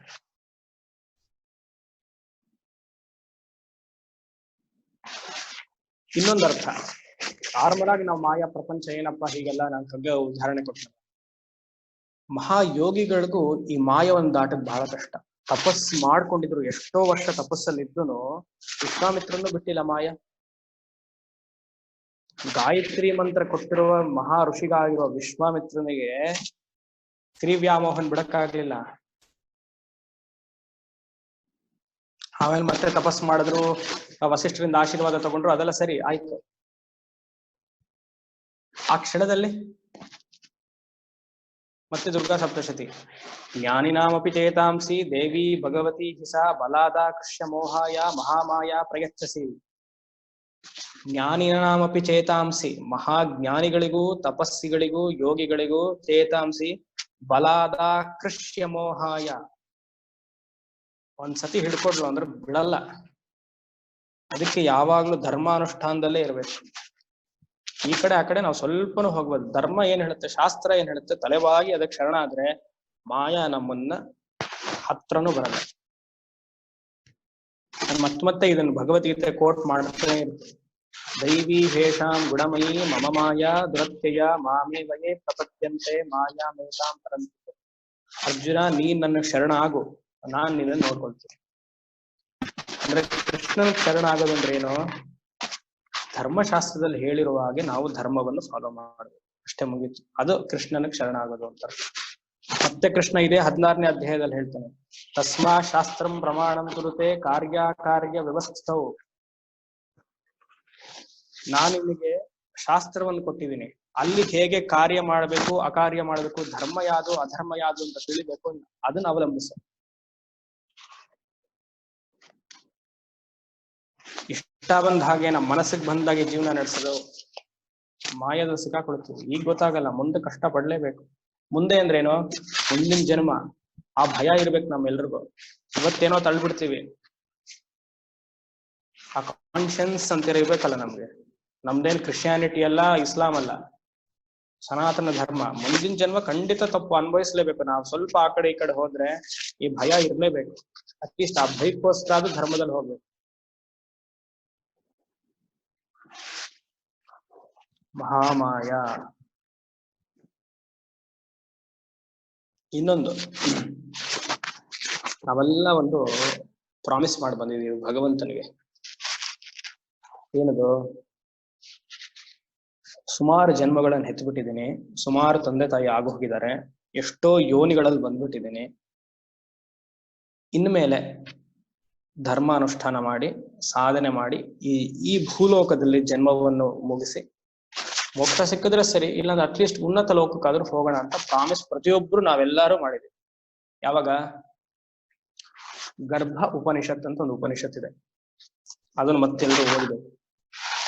ಮದುವೆ ಆದ್ಮೇಲೆ ಮಕ್ಕಳು ಮಾಡ್ಕೊಳ್ಬೇಕು ಅಂತ ಯಾರಿಗೂ ಆಸಕ್ತಿ ಇದ್ರೆ ಗರ್ಭ ಉಪನಿಷತ್ ಮ್ಯಾಂಡೇಟ್ಲಿ ಒನ್ ಹ್ಯಾಸ್ ಟು. ಇದೆಲ್ಲ ಫಸ್ಟ್ ಡಾಕ್ಟರ್ಸ್ ಓದ್ಬೇಕು. ಗರ್ಭ ಉಪನಿಷತ್ ಹೋದ್ರೆ ಎಲ್ಲರಿಗೂ ನಾರ್ಮಲೇ ಆಗೋದು, ಸಿಸೇರಿಯನ್ ಆಗೋದೇ ಇಲ್ಲ. ಅಷ್ಟು ಚೆನ್ನಾಗಿ ಹೇಳಿದರೆ ಹೇಗೆ ಗಂಡ ಹೆಂಡತಿ ಸೇರ್ಬೇಕು, ಯಾವ ದೃಷ್ಟಿಲಿ ಸೇರ್ಬೇಕು, ಕಾಮ ದೃಷ್ಟಿಯಿಂದ ಸೇರ್ಬೇಕಾ ಧಾರ್ಮಿಕವಾದ ದೃಷ್ಟಿಯಿಂದ ಸೇರ್ಬೇಕು. ಕಾಮ ದೃಷ್ಟಿಯಿಂದ ಸೇರಿದ್ರೆ ಮಕ್ಕಳು ಹೇಗಿರ್ತಾರೆ, ಧಾರ್ಮಿಕ ದೃಷ್ಟಿಯಲ್ಲಿ ಇದ್ರೆ ಮಕ್ಕಳು ಹೇಗಿರ್ತಾರೆ. ಗರ್ಭ ಉಪನಿಷತ್ ರೆಫರೆನ್ಸ್. ಅಲ್ಲಿ 7ನೇ ತಿಂಗಳಿಗೆ ಮಾಂಸದ ಮುದ್ದೆ, ನಾವೆಲ್ಲ ಮಾಂಸದ ಮುದ್ದೆ ಎಲ್ಲ ಆಗಿದ್ದಾಗ ಒಂದು ಪ್ರಾಮಿಸ್ ಮಾಡಿರ್ತೀವಿ, 7ನೇ ತಿಂಗಳಿಗೇನೆ ಜೀವ ಪ್ರವೇಶ ಮಾಡೋದು ಶರೀರದಲ್ಲಿ, ತಾಯಿಯ ಶರೀರದಲ್ಲಿ, ಆ ಮಾಂಸ ಪಿಂಡದಲ್ಲಿ ಜೀವ ಆಗಿರುವ ನಾವು ಪ್ರವೇಶ ಮಾಡ್ತೀವಿ. ಅವಾಗ ಒಂದು ರೇ ಆಫ್ ಫ್ಲಾಶ್, ನಾವು ಹಿಂದಿನ ದಿನದಲ್ಲೆಲ್ಲ ಏನಾಗಿದ್ವಿ ಅಂತ ಒಂದು ಫ್ಲಾಶ್ ಹೋಗುತ್ತೆ. ಅವಾಗ ಅಳ್ತೀವಿ ನಾವು, ಸರಿಪ ಇನ್ಮೇಲಾದ್ರೂ ನಾನು ಹೀಗೆಲ್ಲ ಮಾಡಲ್ಲ, ಸರಿಯಾದ ಮಾರ್ಗ ಏನ್ ಹೇಳ್ಕೊಟ್ಟಿದೀವೋ ಅದ್ರ ಪ್ರಕಾರ ಹೋಗ್ತೀವಿ ಅಂತ. ನಾವ್ ಅದು ಮಾಡೋದಿಲ್ಲ. ಮತ್ತೆ ಭಗವಂತ ಒಂದು ಆಪರ್ಚುನಿಟಿ ಕೊಡ್ತಾನೆ, ಯಾವಾಗ ಸಾಯ್ಬೇಕಾದ್ರೆ. ನಾವ್ ಅದು ಹಾರ್ಟ್ ಅಟ್ಯಾಕ್ ಆಗಿ ಸಾಯ್ತಿರೋ, ಆಕ್ಸಿಡೆಂಟೋ ಅಥವಾ ನಾರ್ಮಲ್ ಡೆತ್ತೋ, ಹೀಗ್ ಮಲ್ಕೊಂಡಿದ್ರಿ ಹಾಗೆ ಹೋಗ್ಬಿಟ್ರು ಹಾಗೋ, ಅಥವಾ ಬಚ್ಚಲ ಮೇಲೆ ಜಾರ್ ಬಿದ್ರೋ, ಅದು ಹೇಗಾದ್ರೂ ಆಗ್ಲಿ. ಅದಕ್ಕೆ ನಮ್ಮಲ್ಲಿ ಸಂಸ್ಕಾರ ಇಟ್ಕೊಂಡಿರೋದು. ದೇಹ ಸತ್ತಾಗ ಹೋದ್ರು 13-14 ದಿವಸ ಯಾತಕ್ಕೆ ನಮ್ಮಲ್ಲಿ ಸಂಸ್ಕಾರ ಇರೋದು. ಜೀವ ಬಿಡಲ್ಲ, ಜೀವ ಅಲ್ಲೇ ದೇಹದಲ್ಲೇ ಅಥವಾ ಸುತ್ತಮುತ್ತ ವಾತಾವರಣದಲ್ಲೇ ಇರುತ್ತೆ. ಆಗ ಮತ್ತೆ ಫ್ಲಾಶ್ ಬ್ಯಾಕ್ ಆಗತ್ತೆ. ನೀನ್ ಪ್ರಾಮಿಸ್ ಮಾಡಿದ್ದೇನು 7ನೇ ತಿಂಗಳಲ್ಲಿ ಇದ್ದಾಗ, ಈಗ ನೀನ್ ಮಾಡಿದ್ದೆಲ್ಲ ಏನು 50-60 ಮತ್ತೆ ಅದೆಲ್ಲ ಫೈಲ್. ವಿಶೇಷವಾಗಿ ಗರುಡ ಪುರಾಣದಲ್ಲಿ ಇದನ್ನು ಓದಿ ಅರ್ಥವಾಗುತ್ತೆ. ಮಾಡ್ಲಿಲ್ವಾ ಮತ್ತೆ ಇನ್ನೊಂದು ಜನ್ಮ, ಮತ್ತೆ ಮನುಷ್ಯ ಜನ್ಮ ಬರುತ್ತೋ ಇಲ್ವೋ ಗೊತ್ತಿಲ್ಲ. ಮತ್ತೆ ಈ ತರ ನಾವು ನೀವು ಮೀಟ್ ಮಾಡಿ ಶ್ರೀವಿದ್ಯಾ ಅಥವಾ ಲಲಿತಾ ಸಹಸ್ರನಾಮ ಕ್ಲಾಸ್ ಹೇಳ್ತೀವೋ ಇಲ್ವೋ ಗೊತ್ತಿಲ್ಲ. ಧರ್ಮಾನುಷ್ಠಾನ ವೆರಿ ವೆರಿ ಇಂಪಾರ್ಟೆಂಟ್ ದ್ಯಾನ್ ಮೋಕ್ಷ ಅಕಾರ್ಡಿಂಗ್ ಟು ಮೀ. ಧರ್ಮದಲ್ಲಿ ಇದ್ಬಿಟ್ರೆ ಅದೆಲ್ಲ ತಾನಾಗೆ ಬರುತ್ತೆ. ಧರ್ಮವನ್ನ ಬಿಟ್ಟು ನಾವು ಇಲ್ಲ ಅದನ್ನ ನಾನು ಮಾಡ್ತೀನಿ ಇದನ್ನ ಮಾಡ್ತೀನಿ ಆಗಲ್ಲ. ಇದನ್ನ ನಾವು ಪ್ರಾಮಿಸ್ ಮಾಡಿದ್ವಿ, ನಾನು ಹೇಳಲ್ಲ, ಶಂಕರರೇ ಹೇಳಿದ್ದಾರೆ ಶಿವಾಪರಾಧ ಕ್ಷಮಾಪಣ ಸ್ತೋತ್ರದಲ್ಲಿ. ಆದೌ ಕರ್ಮ ಪ್ರಸಂಗಾತ್ ಕಲಯತಿ ಕಲುಷಂ ಮಾತೃಕುಕ್ಷೌ ಸ್ಥಿತಂ ಮಾಂ ವಿನ್ಮೂತ್ರ ಮೇತ್ಯ ಮಧ್ಯೆ ಕ್ವತಯತಿ ನಿತರಾಂ ಚಾಟರೋ ಜಾತವೇದಾಃ ಯದ್ಯದ್ವೈ ತತ್ರ ದುಃಖಂ ವ್ಯತಯತಿ ನಿತರಾಂ ಶಕ್ಯತೆ ಕೇನ ವಕ್ತುಂ ಕ್ಷಂತವ್ಯೋ ಮೇ ಪರಾಧ ಶಿವ ಶಿವ ಶಿವ ಭೋ ಶ್ರೀ ಮಹಾದೇವ ಶಂಭೋ. ಕ್ಷಮ್ಸಪ್ಪ, ನಾನು ತಪ್ಪು ಮಾಡ್ಬಿಟ್ಟಿದ್ದೀನಿ. ಆ ತಾಯಿಯ ಗರ್ಭದಲ್ಲಿ ಇದ್ದು ಅಲ್ಲಿ ನೋಡಿ, ದುಃಖಂ ವ್ಯತಯತಿ ನಿತರಾಂ, ವಿಣ್ಮೂತ್ರ ಮಧ್ಯೆ ಯೂರಿನ್ನು ಮತ್ತೊಂದು ಮಗದೊಂದು ಅದಲ್ಲೆಲ್ಲ ಇದ್ದು, ಇದನ್ನ ಫಸ್ಟ್ ನಾನು ಆಚೆ ಹಾಕು ಅಂತ ಕೇಳ್ಕೊಂಡಿದ್ದೀನಿ. ಆಚೆ ಬಂದ ತಕ್ಷಣ ಅದೊಂದು ಯಾವ್ದೋ ಒಂದು ವಾಯು ಬಂದು ನಮ್ಮ ಮೆಮೊರಿನೆಲ್ಲ ನಾಶ ಮಾಡ್ತು. ಮನಸ್ಸು ಹೊರಗಡೆ ಹೋಗಕ್ ಶುರು ಆಯ್ತು. ಗುರು ಹಿರಿಯರ್ ಮಾತು ಕೇಳಲಿಲ್ಲ, ಧರ್ಮಾನುಷ್ಠಾನ ಮಾಡ್ಲಿಲ್ಲ. ಅವಾಗ ನೆಕ್ಸ್ಟ್ ನಮ್ಗೆ ರಿಮೆಂಬರೆನ್ಸ್ ಬರೋದು ಸಾಯೋ ಟೈಮಲ್ಲಿ. ಮಧ್ಯದಲ್ಲಿ ಎಷ್ಟೋ ಗುರುವರು ಹೇಳಿದ್ರು ಒಪ್ಪಲ್ಲ ನಾವು. ಮಹಾಮಾಯ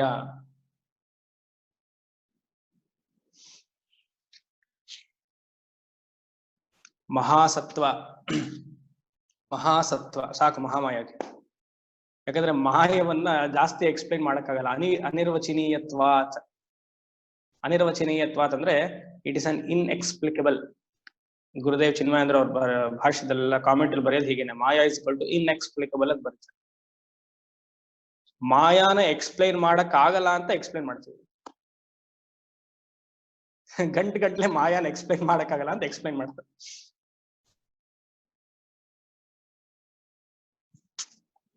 ಮಹಾಮಾಯ ಮಹಾಸತ್ವ, ಸತ್ವಗುಣ ಸಂಪನ್ನ ಉಳ್ಳವಳು. ಇಲ್ಲಿ ಸತ್ವ ಅಂದ್ರೆ ಪ್ರಾಣಶಕ್ತಿ ಅಂತ ಅರ್ಥ. ಸತ್ವ ಇಸ್ ಈಕ್ವಲ್ ಟು ಪ್ರಾಣಶಕ್ತಿ. ಮಹಾಶಕ್ತಿ ಹಿಂದೆ ಮಹಾಸಕ್ತಿ ಬಂತು, ಈಗ ಮಹಾಶಕ್ತಿ. ಮಹಾಶಕ್ತಿ ಅಂದ್ರೆ ಕೇಪಬಿಲಿಟಿ, ಸಮರ್ಥತ. ಈ ಜಗತ್ತವನ್ನ ಆಳ್ಬೇಕಾದ್ರೆ ಕೇಪಬಿಲಿಟಿ ಇರಲೇಬೇಕು. Universal force. ಮಹಾರಥಿ ಮಹಾರಥಿ ಇದು ಒಂದು ಅದ್ಭುತವಾದ ನಾಮ. ಅಂದ್ರೆ ಯೋಗಿಗಳು ಅವರ ಧ್ಯಾನ ಸ್ಥಿತಿಲಿದ್ದಾಗ, ಆ ಕುಂಡಲಿನಿ ಜಾಗೃತವಾದಾಗ ಮಹಾರಥಿಗಳಾಗಿರ್ತಾರೆ. ಅಂದ್ರೇನು, ಅಮ್ಮನವರನ್ನ ಸಾಕ್ಷಾತ್ಕಾರ ಮಾಡ್ಕೊಂಡಾಗ through kundalini shakti they find more happiness.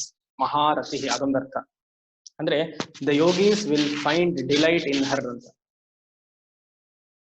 ಅದೊಂದರ್ಥ. ಇನ್ನೊಂದು, she reveals herself to Shiva.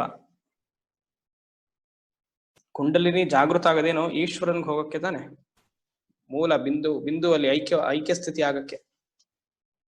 ಮತ್ತೆ ನಾ ಹೇಳಿದ ಮಾತಲ್ಲ, ಲಲಿತಾ ಅಷ್ಟೋತ್ರದಲ್ಲೇ ಈ ಮಾತಿದೆ. 2 ಅಷ್ಟೋತ್ರ ಇದೆ ಲಲಿತಾಗೆ. ಒಂದು ಚಿಕ್ಕದು ಲಲಿತಾಯಿ ನಮಃ, ಅಂಬಿಕಾಯಿ ನಮಃ, ಅದು ಇಂಪಾರ್ಟೆಂಟ್ ಅಲ್ಲ. ಇನ್ನೊಂದು ದೊಡ್ಡ ಲಲಿತಾ ಅಷ್ಟೋತ್ರ ಇದೆ, ರಜತಾಚಲ ಶೃಂಗಾಗ್ರ ಮಧ್ಯಸ್ಥಾಯಿ ನಮೋ ನಮಃ, ಹಿಮಾಚಲ ಮಹಾವಂಶ ಪಾವನಾಯಿ ನಮೋ ನಮಃ. ಯಾರು ಗೊತ್ತಾ ಬರ್ತಿದ್ದು? ಕಂಚಿ ಪರಂಪರೆಯಲ್ಲಿರುವ ಒಬ್ರು ಆಚಾರ್ಯರು. ಇದು ಪೂರ್ತಿ ಲಲಿತಾ ಅಷ್ಟೋತ್ರವನ್ನ ನೀವು ಒಂದ್ಸತಿ ವ್ಯಾಖ್ಯಾನ ಮಾಡಿದ್ದಾರೆ. ಇದಕ್ಕೆ ಫುಲ್ ವೇದಾಂತ ಪರವಾಗಿದೆ, ಯೋಗ ಪರವಾಗಿದೆ ಇದು. ಅದರಲ್ಲೊಂದು ನಾಮ ಬರುತ್ತೆ, ನಿಜ ಭೃತೃ ಮುಖಾಂಭೋಜ ಚಿಂತನಾಯೈ ನಮೋ ನಮಃ. ಒಂದೊಂದನ್ನು ನೋಡ್ಬೇಕು, ಸುಮ್ನೆ ಪೇಪರ್ ತಿರುಗಿಸಿದ್ರಾಗಲ್ಲ.